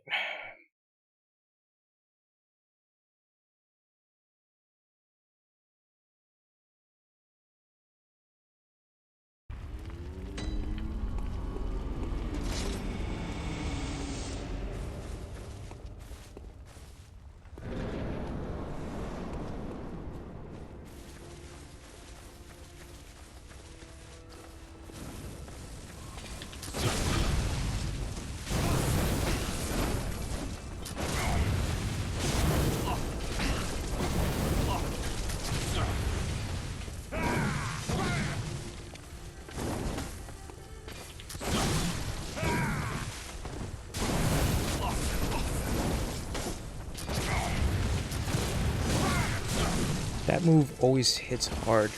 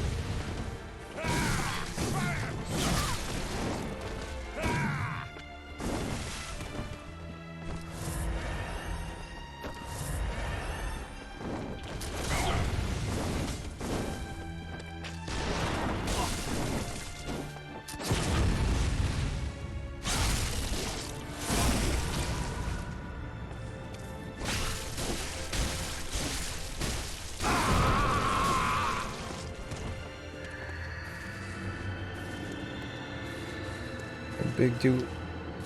Big AoE attack. Okay.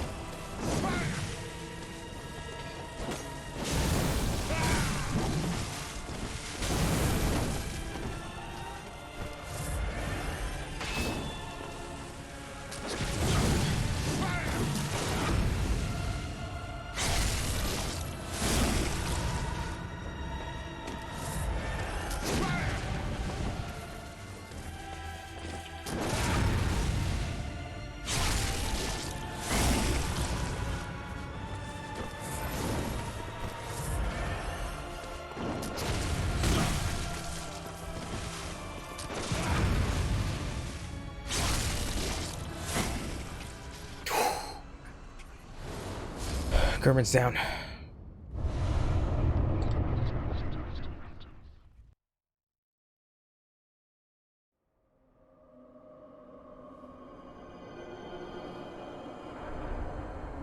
We thought Gerben was the last boss.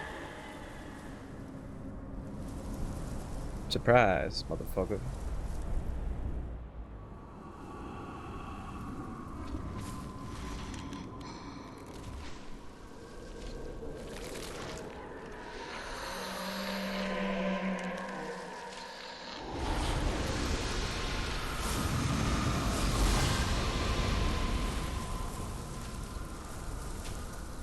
It tried to consume me. But after eating the umbilical cords, I'm like, nah. Nah, B. Don't touch my stomach.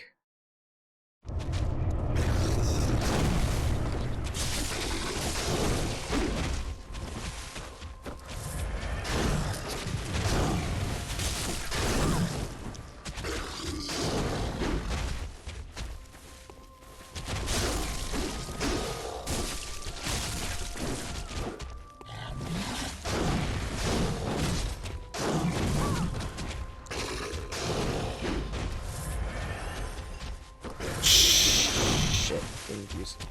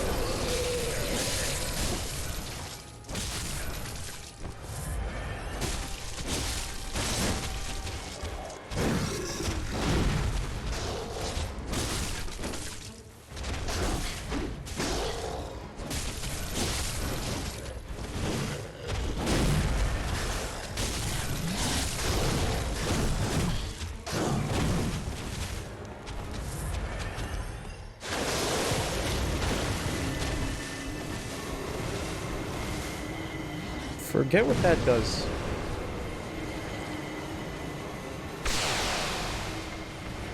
Oh.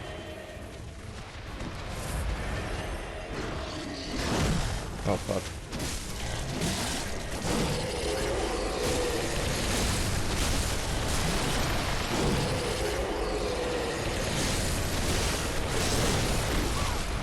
Whoop. I have...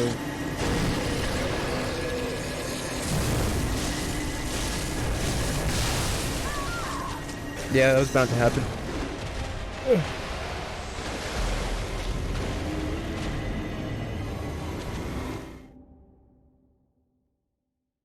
It's kind of the problem. Yeah. You have to fight German and then that. But I don't remember if I have to fight German again or I have to fight that thing again. I think I have to fight that thing.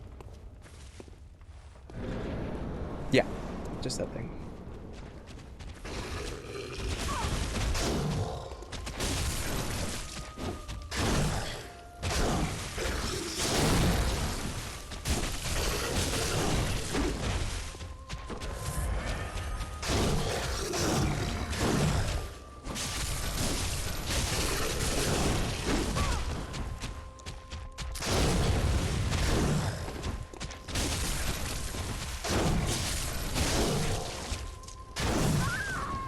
Shit.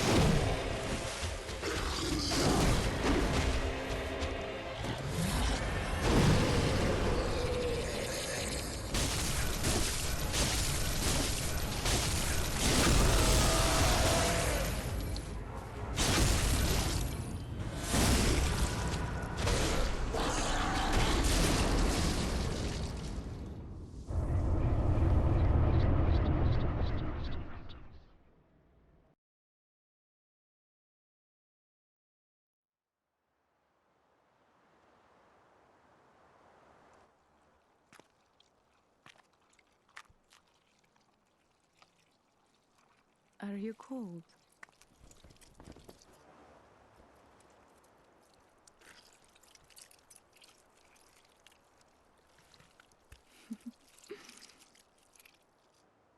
Oh, good hunter.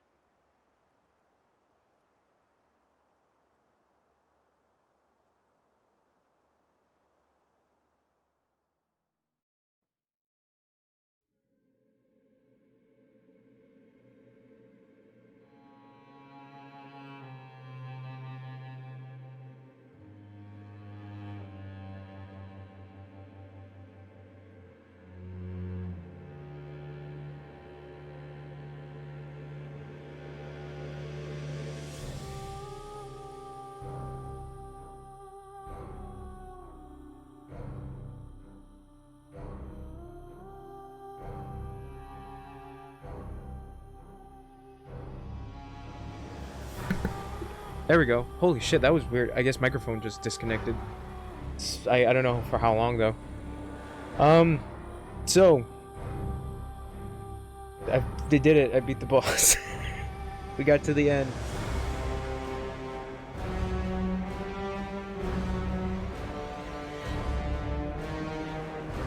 Good game.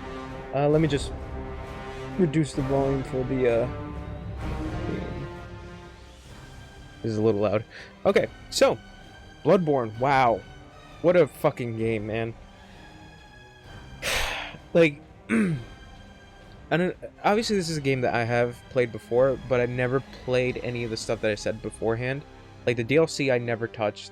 The side bosses were the optional side bosses were something I never even considered. Like specifically, or I didn't find out about until like later, because you know I got the trophies for beating them, which was kind of insane. Yeah, it's crazy. It's one of those things where that's the whole thing about these games, about these Soulsborne games. It's you feel a sense of gratification once you actually beat it and get through it, and it feels like feels like you can take on the world. But of course, these games are I want to say very, very difficult. There's a learning curve to a lot of them. Bloodborne is one of these games where it does have a learning curve in a way, because you do have to read enemies' attacks, and you do have to ensure that you kind of get their patterns down and figure out if you can use weaknesses against them. Some enemies don't, and some enemies do. But yeah, I think the one thing about this game that is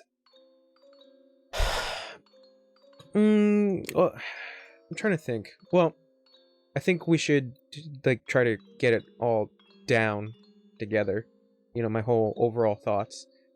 So, story.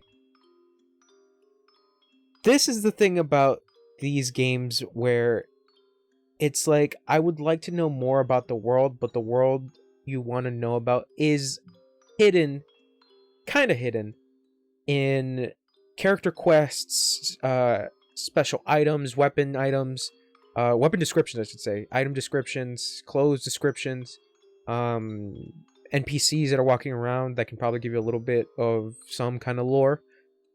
So it's always been my gripe about these games, is just like I want to know more. And anyone could make the argument, oh, but you gotta explore the world more. But it's like, no, I'm kind of those I'm kind of those people that likes a narrative that is told. Finding it is interesting, yes, and I guess you can kind of piece it together. But there are certain things where, you know, when you try to piece it, some things are kind of left open, where it's like, oh, I guess it's left up for interpretation. Where it's just like, I get it.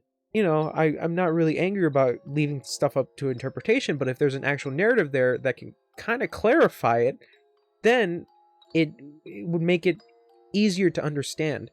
But that's one of my major gripes about these kinds of games, specifically Dark Souls and Bloodborne. It's just like the world is so interesting, and to know more about it would have been great, and to like understand, you know, why the doll looks like Lady Maria, why Gurman is so keen on you leaving, and why he has to fight back, the whole thing with the Vile Bloods, and because I had to look up Bloodborne lore, not had to, but like I wanted to look up some lore because I'm so interested in this world and to know what is going on, and you know, to have some of these characters explained a little bit more.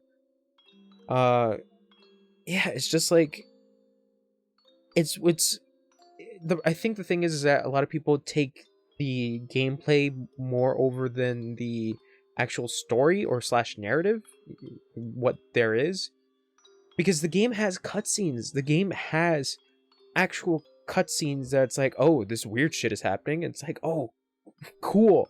Who's that? And it's just like, no, you gotta kill them. It's like, but why? Why do I have to kill them? It's like, why is this happening? And I think the end of it as well, because I think it depends on which ending you get. But like the one that I got was you're reborn as a great one, which is neat. Which is like, oh shit, wasn't expecting us to be pretty much a restart of the nightmare again. But then that's also the other thing, the nightmare. The nightmare isn't.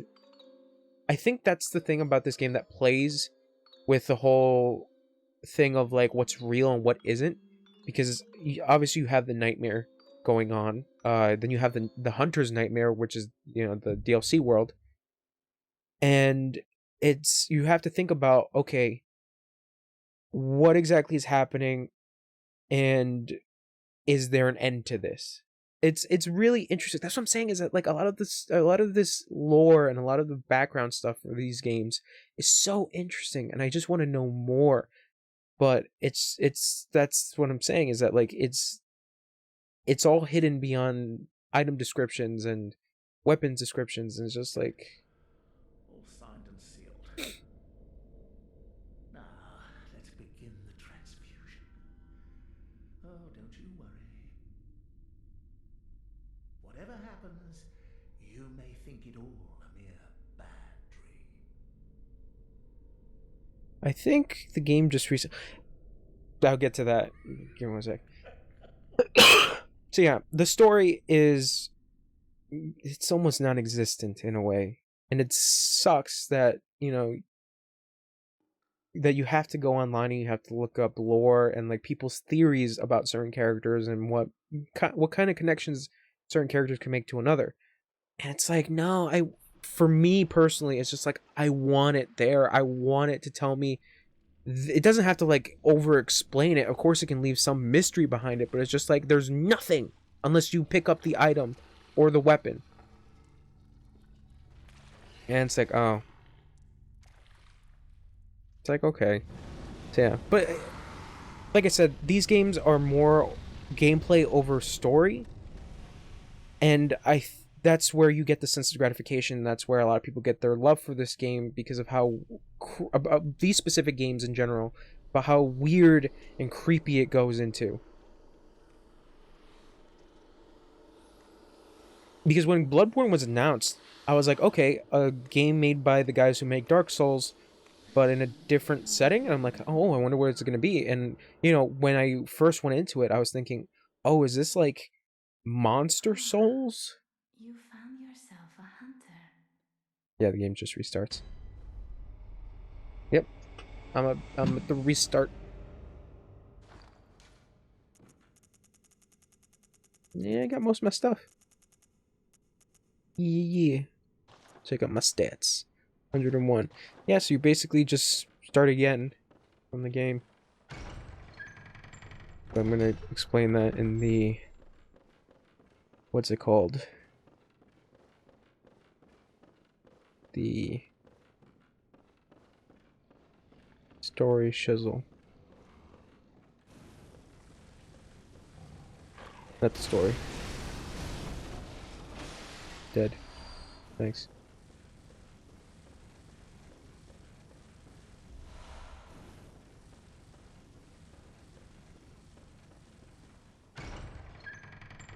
I'm just gonna run through to the next lamp.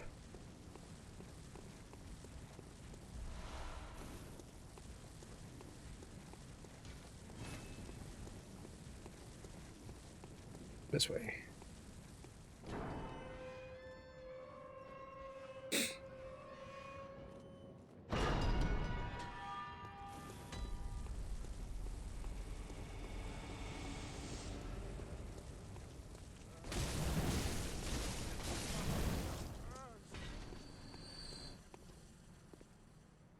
Pull that down.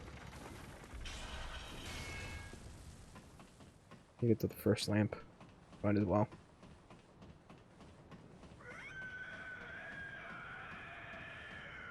I realized that was the cleric beast. Scritchin.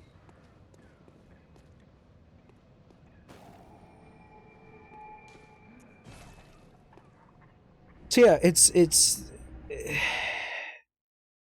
and like the side quests too. It's just like the character, the NPCs that you don't even see are interesting because it's like, oh, what is going on in this world? I fell in. It's like, oh, these people are trying to get through this nightmare, and you're the only sane person there.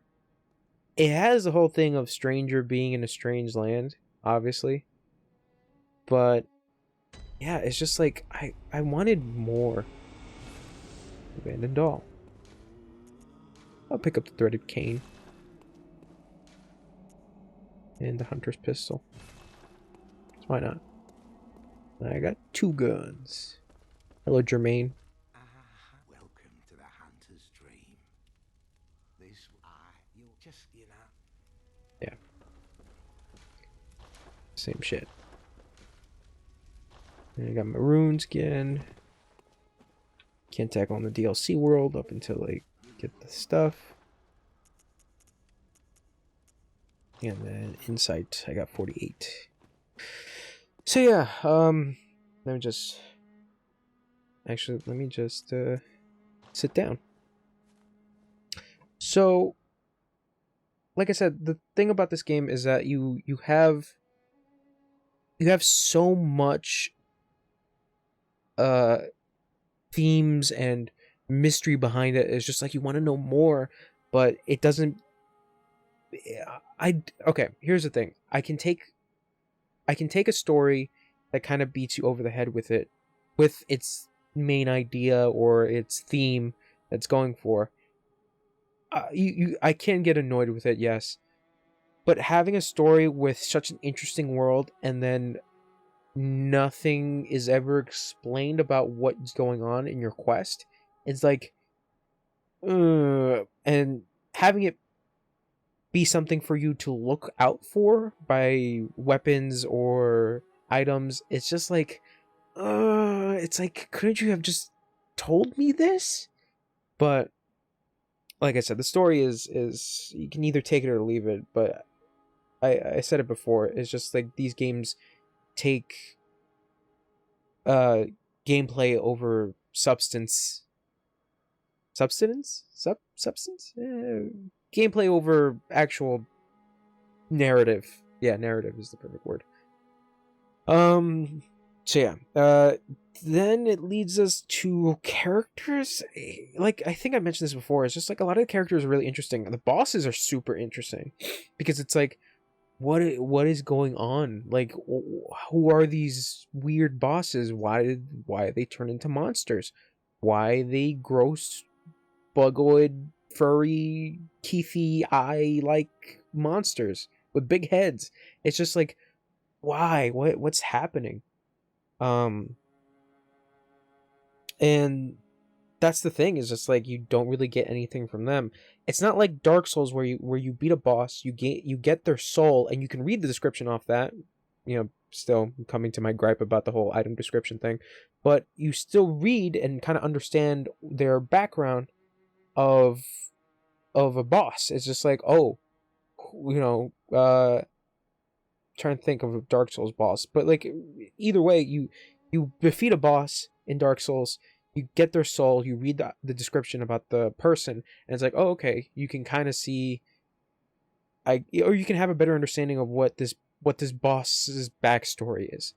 While in this is just like, you see boss, you fight it, some of the NPCs kind of tell you, oh yeah, this one specific person was a good guy, but he ended up going corrupt, and it's just like, okay, it's those are interesting. The characters of the bosses, but the characters of the bosses kind of doesn't exist. It's weird. I think I'm more in love with the designs of the bosses rather than the actual background of them.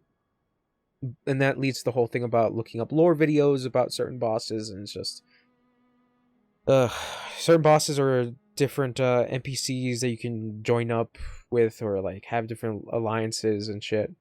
Enemy designs, same thing.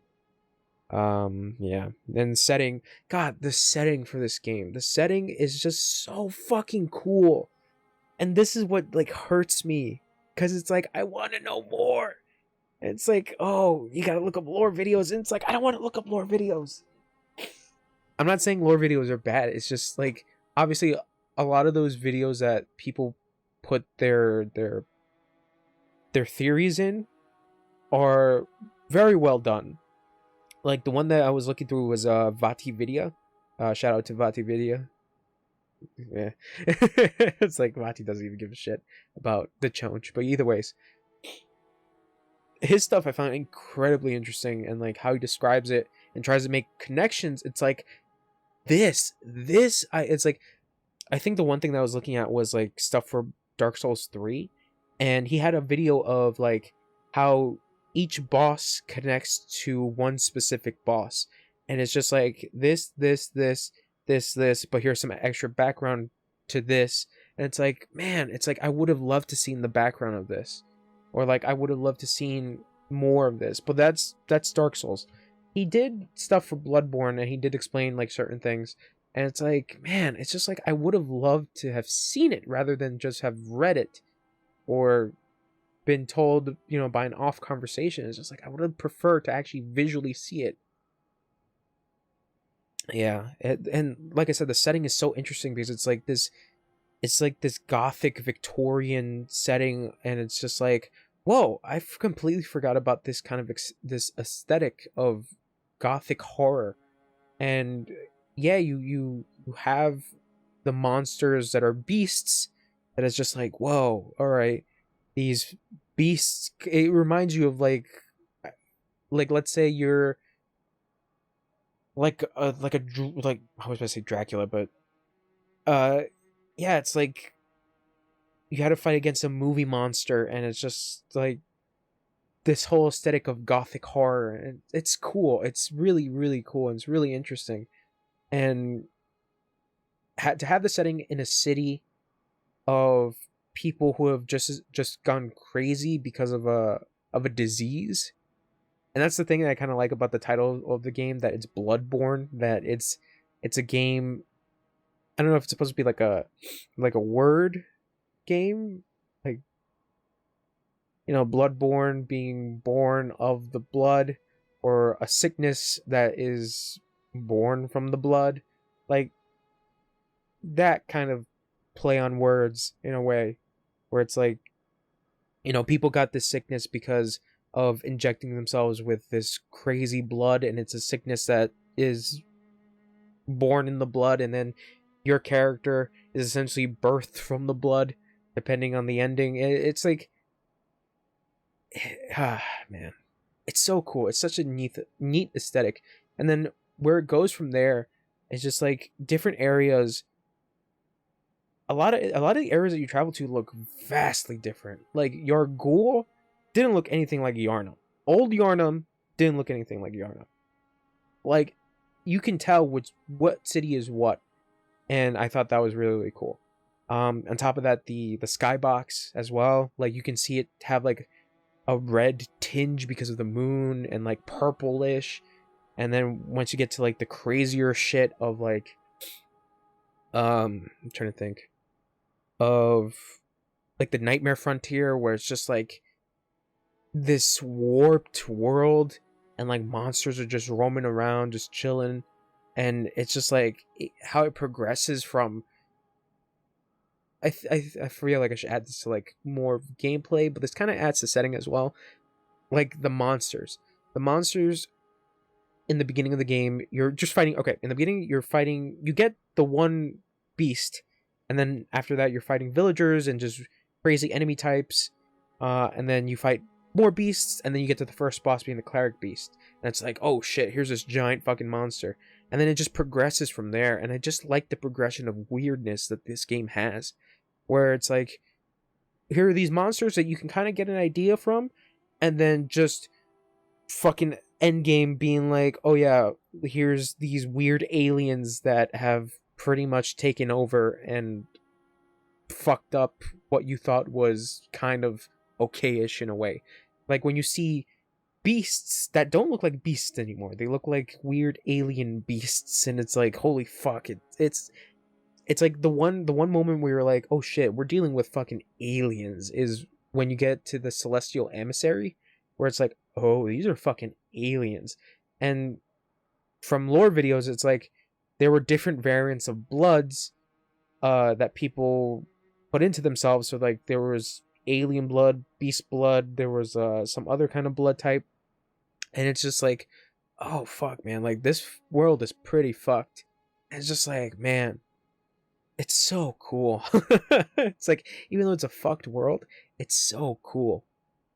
Yeah, it's like the setting is just, it's like a chef's kiss, because obviously Dark Souls had their whole medieval fantasy aesthetic, which had some themes of demonic slash otherworldly stuff in it, but this game was just a mix of just like monsters that you know from like the Wolfman or Dracula, or even though it didn't really necessarily have, well, the Vile Bloods are considered to be vampires from what I've seen from lore videos, but like vampires, like Frankensteinish looking dudes, and then it just progresses to aliens, old gods essentially, and it's like how the fuck did we go from here? It's crazy. It just gets bonkers. Like I said, once you finish the ROM boss fight, that's when the stuff really pops off. And the whole lore behind ROM, I think me and Barry were talking about this, was just like, is that ROM was essentially the pin to holding the realities together. And getting rid of him, you've just got rid of that pin, and you set open this whole big thing. He was essentially the Pandora's box to this whole thing, where it's like, oh, now you can actually see these fucking weird aliens now, because there's nothing holding them back. It's such a neat thing, but like I said, it's the whole unfortunate thing about the story is just like, it's non-existent unless you go deep and get other people's theories and try to craft your own. Yeah, that's the thing is rough. But yeah, setting is just, oh, it's a chef's kiss. It's just like, mwah. Then this leads to gameplay. The gameplay in this game is, I think, one of the best I've ever seen and ever played of a Soulsborne game, because I was so used to playing Dark Souls, and when Bloodborne eventually came out and was like, wow, you still feel the same aesthetic of weirdness, and like, you know, the enemies that are fighting you are going to be tough, and you have to be prepared and learn their attack patterns and how to, you know, go on the defensive about them. But that's the thing about this game, is just like, you can't necessarily be defensive. I think you do get a shield. I think there is a shield that you can get, but overall, your main defense weapon is a gun, and you're still being offensive regardless, because you're dashing and moving around and parrying, and you know, once you get a successful parry, you can do a visceral attack and take care of your enemy. And it's just like, it's fast, and it's like, holy shit. This game is wildly different from Dark Souls, where Dark Souls, you know, you're going around with your heavy armor just like clacking and clicking, and then in this, you hear just the boot stomps, and then just whooshes of wind, of just like and then gun sound, bang, and then visceral attack, like I'm making a bunch of sound effects for it, but it's just like that's how the game is. It's just whooshes, bangs, and splashes. Which also is like that's I think also another thing that kind of adds to the setting and slash it's the theme of like this blood, so the blood has to be grandiose. Like when you're doing visceral attacks, there's just a spray of blood everywhere, and it's just like it's just crazy to look at. And then you're eventually like drenched in blood. Like not even I don't think Dark Souls did that, where you're just drenched in blood. Because in this it's just like it really emphasizes blood because obviously the game's called Bloodborne. It's oh man. But yeah, the gameplay was like something I was not expecting to be like it's fast paced. You have to be on your toes for a lot of the bosses. And which leads to the bosses is it's like you have to get a pattern down for a lot of the bosses. If you level up a good amount, you're able to get through the game pretty well. That's what I did off stream. I grinded a little bit. I opened up a little shortcuts so I can get through certain levels easier. But overall, when I got to some of the bosses, that's why like in one stream I was able to take down like seven or six bosses, and I'm like, holy shit. And I'm like, I think I might be a little overpowered. But even at the end of this game, I still had to be on my toes because when I got to the Orphan of Kos, that was just fucking nuts. Because that enemy is hard. Because you really, really have to be moving with that enemy.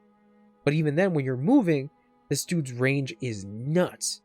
And then the German fight, I didn't necessarily forget, but it's just like, it's like, but I do remember him being a son of a bitch when it came to fighting. And then the moon presence, it's like, oh, it's like I forgot about those little lights that float up and shoot blood, and that boss is able to deactivate your blood vials. And it's just like like I was like, what, wait, why can't I use my blood vials? So yeah, and the bosses is just neat. I think the only weak boss I would have to say that didn't really hit me hard were the Shadow of Yharnam. Because it's just like, oh, you gotta fight 3 dudes. I don't like boss fights where it's like, oh, you gotta fight 3 dudes at the same time. It doesn't add difficulty to it. It just feels like an annoyance.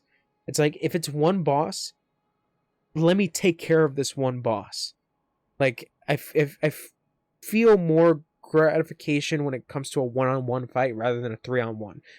I mean, some people might say 3-on-1 you would feel a sense of greater satisfaction, but it's like, no, I just felt annoyed. And on top of that, the Shadow of Yharnam being this weird snake cult, it's like, okay, I mean, that is pretty interesting, but other than that, as an actual boss fight, is just, you have to like move around and then, keep an eye on for which guy has what. One guy has like a flamethrower and a katana. Another one is just a dude that does fire spells, and another dude is just a katana wielder. And it's like, god damn it. Yeah, it's just like I can't really. Other than that, I think that was the only weak boss that was like, I didn't really like that much. Maybe the one Reborn on top of that, but not on top, but like below that, because the one Reborn was kind of like, I mean, the challenge was supposed to be like, oh, these witches are above, or these bell ringers are like calling forth something that you have to kind of like be careful with when fighting the boss. But I kind of wrecked that boss because I was too overpowered. But yeah, that's the thing. Fuck, the gameplay and bosses, enemy types were still pretty fun, majority of them, because it's just like I said, it just goes to like really weird places, because a lot of enemies are not the same, because you're just dealing with weird shit after another, like beasts, weird swamp monsters, fucking The celestial emissaries, the creepy crawlies. It's just crazy stuff. The bloodsuckers in Canehurst, where I was like, oh shit, I was not expecting this kind of enemy. It's like these weird bug-like creatures that have these giant blood sacks on them, and it's just like, but it's really cool when you really think about it. It's like, man, the enemy variety is really good. It's a really good enemy variety. Yeah, boss fights were fun besides those two. Oh, I forgot to mention the DLC. I think going back to the whole setting, well, the DLC is also very well done.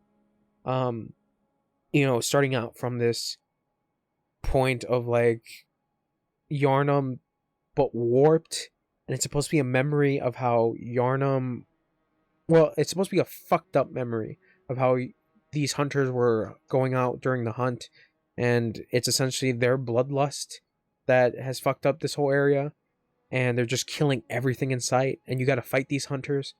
I thought that was really, really cool. And then the progression of like, oh, okay, you are in this weird fucked up Yarnum, and then you enter the research hall where it's like, here's large large tower, this large clock tower that was also a research hall, where it's like, oh, fucked up experiments were going on in here.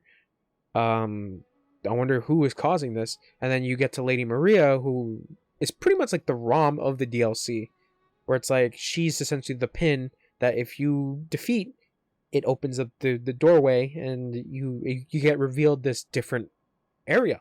And it's like, and once you enter the fishing area, it's like, whoa, this is beyond different. This is a crazy area.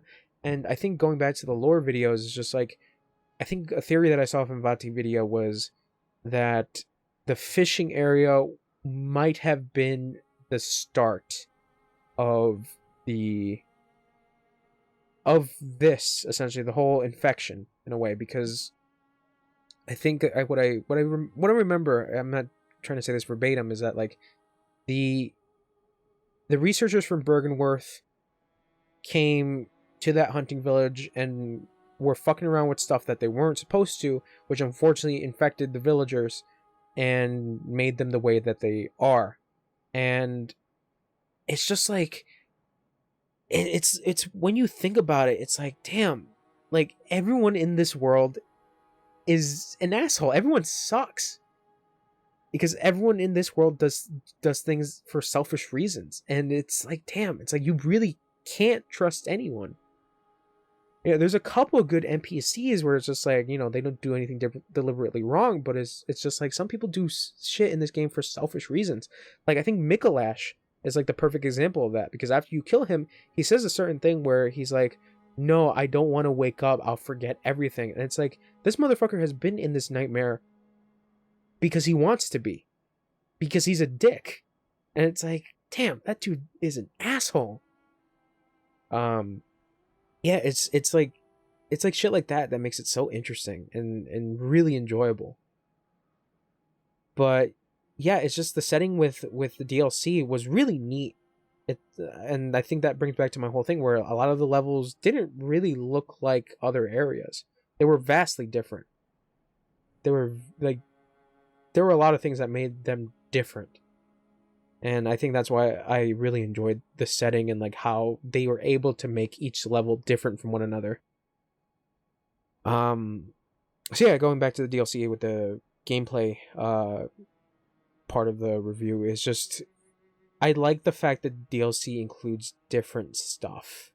You fighting these giant hunters, and they have different weapons from you because, like I said, this is supposed to be a nightmare of the past, and they have various different weapons. And I think the weapon variety, kind of adding on to the whole weapon thing of the game in general, it's so, it feels so good when you hear a weapon transform. Like, it's one of the best things that you can hear, like the sounds it makes when it transforms, or like when you see it in action, or like get used to it and try to understand how it works. Ah, man, it's such a good, it's a good feeling. it's so good. And you know, when I played this game originally, I played with the Hunter's Axe. But I think it was Barry or someone else, I don't remember, that told me to play. Why not play with the saw cleaver? And I was like, I mean, I don't like how it looks aesthetically. And then actually playing with the saw cleaver, it's like, whoa, this weapon's fast compared to the Hunter's Axe. And I'm like, all right, I'll give it a shot. And that weapon has been like my main weapon throughout the whole game. And then it's just been good. It's been good. Granted, I didn't go around using different weapons. I think if I decide to play this game again, you know, probably on my own terms, New Game Plus, I'll probably try out different weapons just to see how they are. Because like the Rachio, the one for Lady Maria, there is a different version. There is another version which does the blood weapon shit.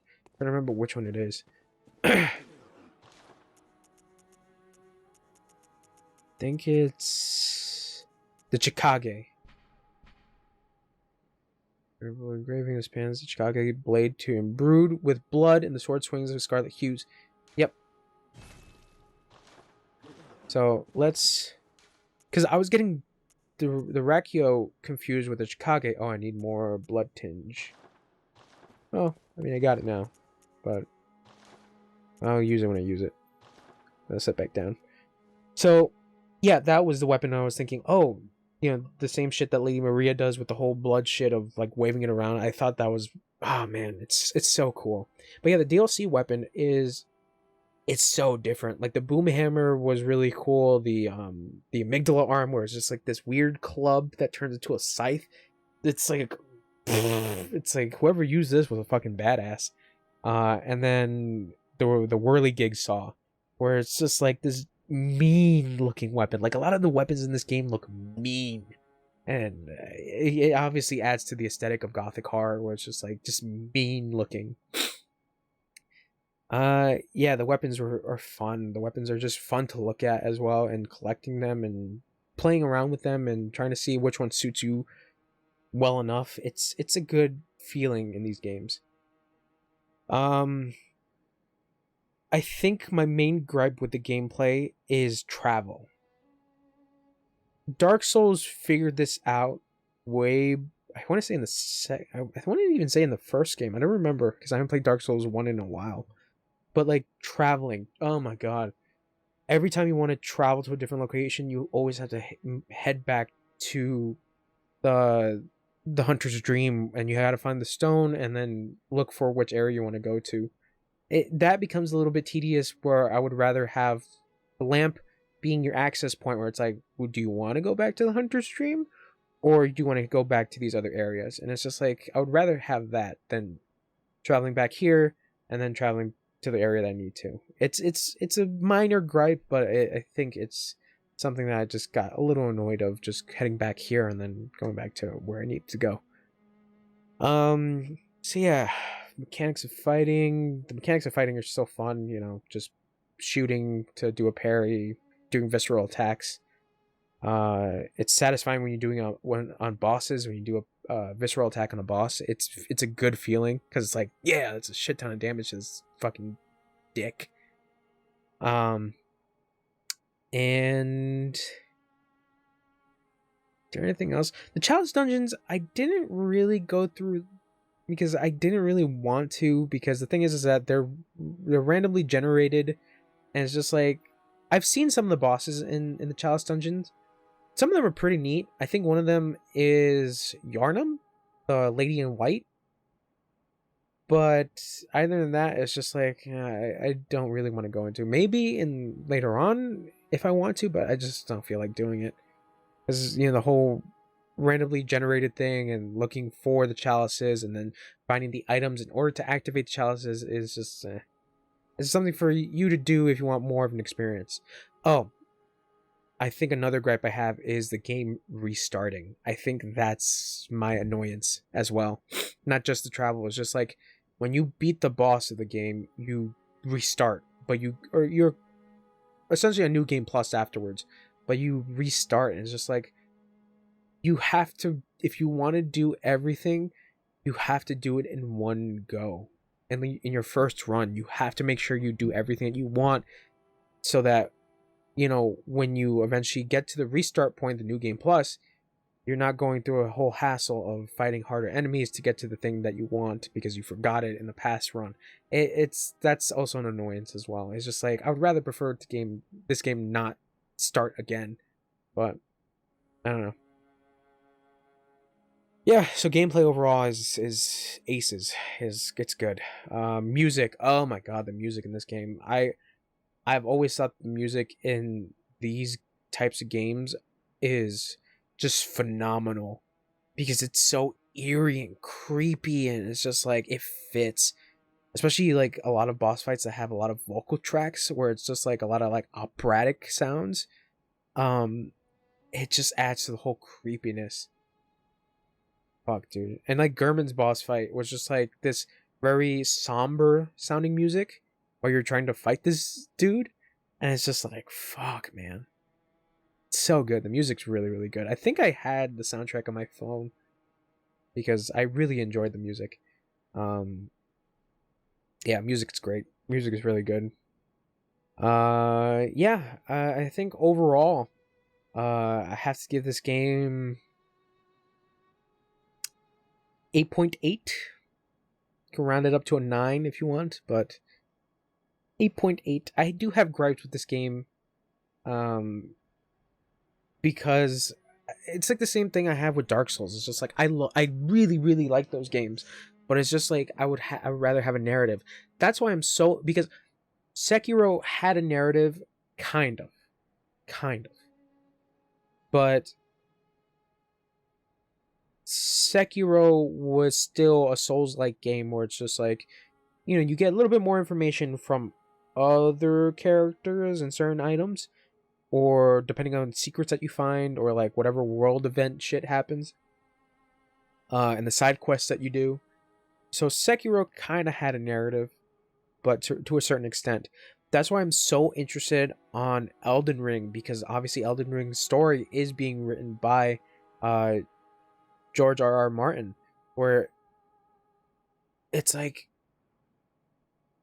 ooh, because he's an author of the Game of Thrones series, and it's like you're getting a dude who's going to add, who can do a narrative, and if they don't do anything with the narrative, it's like, so why the fuck did you hire him to do the narrative when there's nothing there? It's like, that's why I'm keeping my fingers crossed that it's like, it's very story heavy, but with the same aesthetic as Dark Souls, but with more. And this game being kind of a precursor to something weird I guess what Front Software was like experimenting with, because Dark Souls 3 does take the boss stuff from this, where, oh, and that's also another thing that kind of adds to the gameplay as well, is just like when you fight the boss, when you get to him to a certain health amount, they go into a different phase in which they get a little harder. It feels like a desperate attack in a way, in which Dark Souls 3 took notes from that and used it in it, and it works so well in Dark Souls 3. I think another thing that I do get kind of annoyed is with giant enemies, with bigger enemies, because it's when you're locked onto them, your camera kind of like tilts up, and then when they're jumping around and doing sporadic attacks, it's kind of hard for the camera to keep up with it, or like for you to actually have a window of vision, because it's just like the enemy is so huge, and it's like it gets annoying. But yeah, I do like the fact that Dark Souls 3 did take some notes from this game, especially the boss fights, where it's like this medieval looking boss is going to have some weird shit happen. It's so cool. Oh, hello, Panda Tempered. Hello, welcome to the stream. You came by at the end. But welcome. I'm just giving off my review of Bloodborne. That's pretty much what I'm doing. But yeah, this game is fucking something, man. It's fun. I enjoyed it. Yeah, you came in at the right time at the end. Oh, thank you for the follow. Yeah. Yeah, I was just pretty much giving my overall thoughts. I gave this game a rating of an 8.8. If you want to round it to a 9, that's you, but 8.8 feels nice to me because I like this game, but I'm not the kind of person that loves it because I do have some gripes with it. But it's not anything that's, I'm not saying I telling people not to play the game. It's a good game. It really is. Especially if you get it with the DLC. Like, the DLC adds so much more to it, especially with the different weapons that you can get. Ah, so good. So good. I think what else? But yeah. Just watch you if you stream. Oh, thank you. Yeah, the follow. Yeah, that's no problem. A game that I was playing side by side with this was No More Heroes. I started that like a couple days ago. I think on Tuesday. But yeah, Bloodborne was my big thing here because of the fact that I started it, I think, at the end of October because I wanted to do a whole spooky month. So Bloodborne was kind of like at the end of the month. How far I am in the game? I just beat it. Yeah, Bloodborne I just beat. Like, yeah, you just came by after I beat it. Yeah, like I was able to tackle on the DLC, which I never played before. I've only seen like a playthrough of it. Um, and I was able to do like optional bosses as well that I was able to beat. And also, as you can see at the bottom of the screen, there's a death counter. So to get to the end, it took only 126 deaths. So congratulations for me. Nice. Yeah, I was mentioning this before. It's just like I really like these games. I really like the Bloodborne, Souls, the Sekiros, because when you beat a boss, you do feel the sense of gratification. Like, you do feel good about yourself because like every time I beat a boss, it's just like, man, I could take on the world. It just feels good. But my whole thing about these games having little to no story unless you're really deep diving into like item descriptions, that's the only way you can get more out of it narrative wise. But this game in particular, the gameplay is so fucking good. I'm playing this New Game Plus. I just started New Game Plus obviously because I finished it, but yeah, it's just I'm thinking of probably playing it again and see how New Game Plus is because I never done New Game Plus for these games.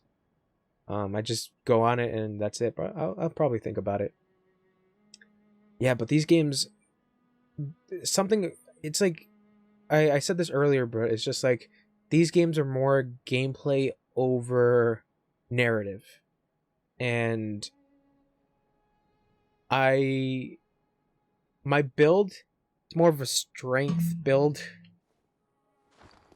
I shouldn't have stand up. Yeah, it's more of a strength, endurance, vitality build. Didn't really go too far in with blood tinge or arcane. But probably in this, if I decide to do another run, I'll probably put up a little bit more with my arcane and blood tinge because I just got like the milkweed rune, and I kind of want to play around with the parasite of Kos. Just to see that. But yeah, pretty much throughout the whole playthrough of me going through this game, I was using the blunderbuss and the saw cleaver. Because when I played this game, you went with skill and arcane? Yeah, that's fair. I mean, it's good. But yeah, I don't know. It's just like, I don't know why I went specifically with vitality, endurance, and strength. It's just, I don't know. I guess I just wanted to hit hard. But yeah, I upgraded, like, my saw cleaver is like plus 10. Yeah. And when I played this game originally, I went with the hunter's axe, but someone on the chat came to me and was like, hey, you sure you don't want to try out the saw cleaver? And I was like, oh, I never tried it before. And I was like, no, it's a way better weapon. It's faster. And it's like, I like it a little bit more. But yeah, and when the DLC, it went with the whirligig saw for a little bit, and the holy moonlight sword, because those weapons are pretty cool. I'm kind of a I don't even know what to call myself. I kind of like those weapons because they just look mean. They look mean. Yeah, it's fun. I really like this game. I do. I was also mentioning before that I was looking up like Vati videos, lore videos. How do you get it? It's hidden in a little area. Fuck, I don't remember where it is now. It's you have to find that shortcut into the Nightmare Church in the DLC. If you get that lamp and head down the tomb, you get to this little like alley-like area that you can take a ladder up to. Take that ladder.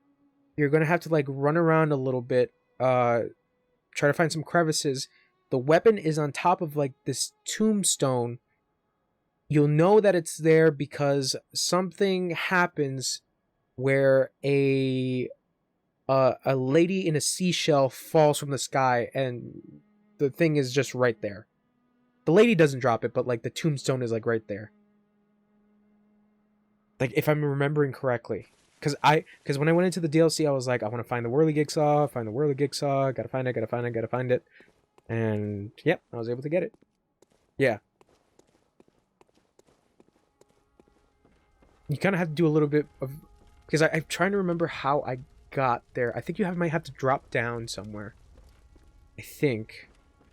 I could be wrong, but as far as I remember, I think that's how I found it. But yeah, fun game. Orphan of Kos, fucking, oh my god, that boss fight. When I finally beat it, my heart was beating so fast. Cause I was like, holy shit. And then yeah, eventually getting to Gurman and the moonlight presence. I really like this game.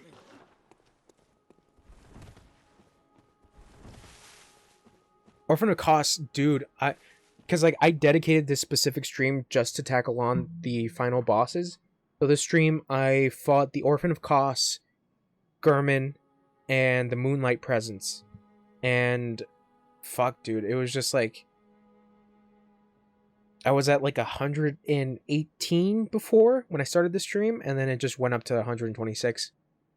Cause like, well, I fucked up because I was goofing around a little bit. Because when I started the stream, I forgot to bring up the elevator, and I just jumped on to the, well, what I thought was the platform, and it just went down the hole. Yes, I've gone to the abandoned workshop. Ugh. Excuse me. Yes, I've gone to the abandoned workshop. What was it? Fuck. Yeah, but the Orphan of Kos was like, was difficult. Was very difficult, and I was like, holy shit. And I think that was the craziest thing, that was just like hearing from like other people who played the game. It's just like, this one DLC boss is hard as shit. Have I talked to the real Gurman? I don't know if I did. I don't think I did. Maybe I did? I don't remember, to be honest. Because I went there and I think no one was there, but like the umbilical cord. Yeah, I don't think I saw him.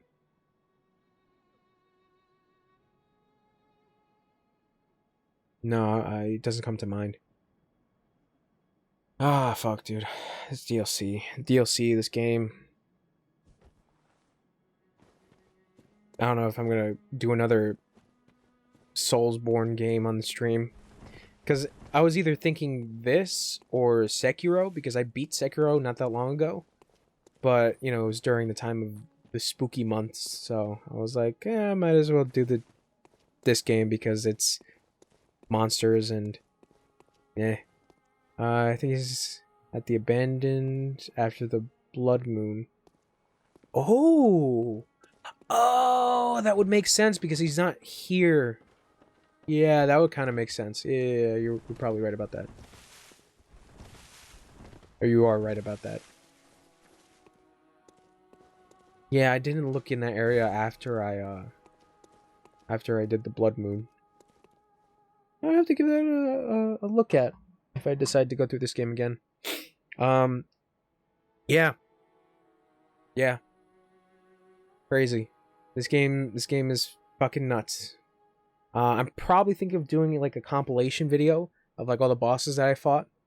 He talks about the fake one. Go on.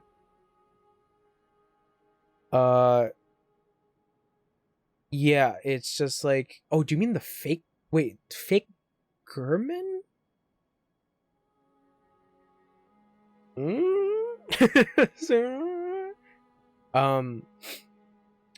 Yeah, I'm probably gonna do like a compilation video of like me tackling this game on. Probably put it on the YouTube.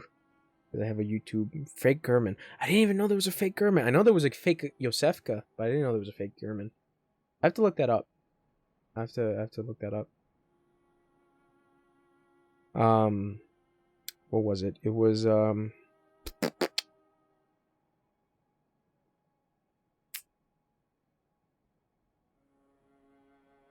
sorry, I'm thinking about the compilation videos. Yeah, so how compilation videos is probably just gonna be me tackling on the bosses, because I think there's only like 2 bosses that I beat first time, like just walking into the room, and that's it. Lady Maria is like the biggest one where I was like, oh man, go inside the workshop. Okay.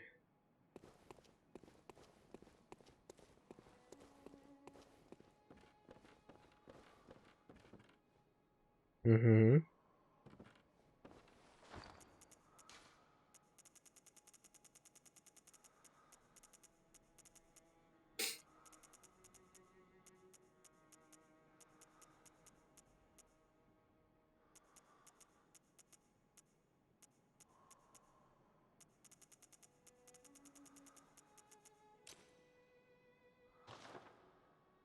This is a fake one that pursues you to kill wrong. Oh.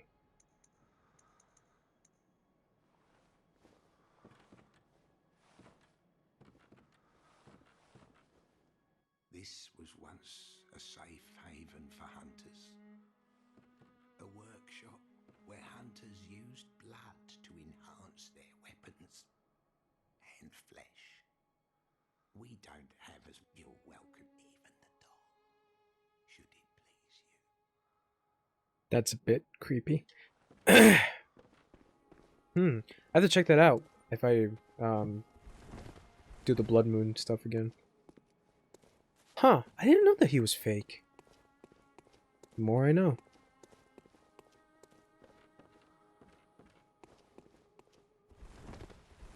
You ask Ellen, she talks about the hunter's dream.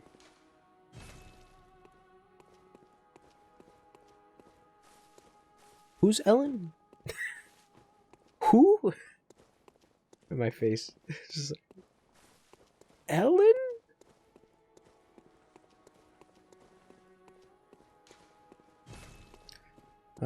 She says about that she has had that happen. Eileen? Ellen? Ellen, but fancier? Eileen, Eileen, God, I don't remember most of the characters. All I remember is Alfred for some reason.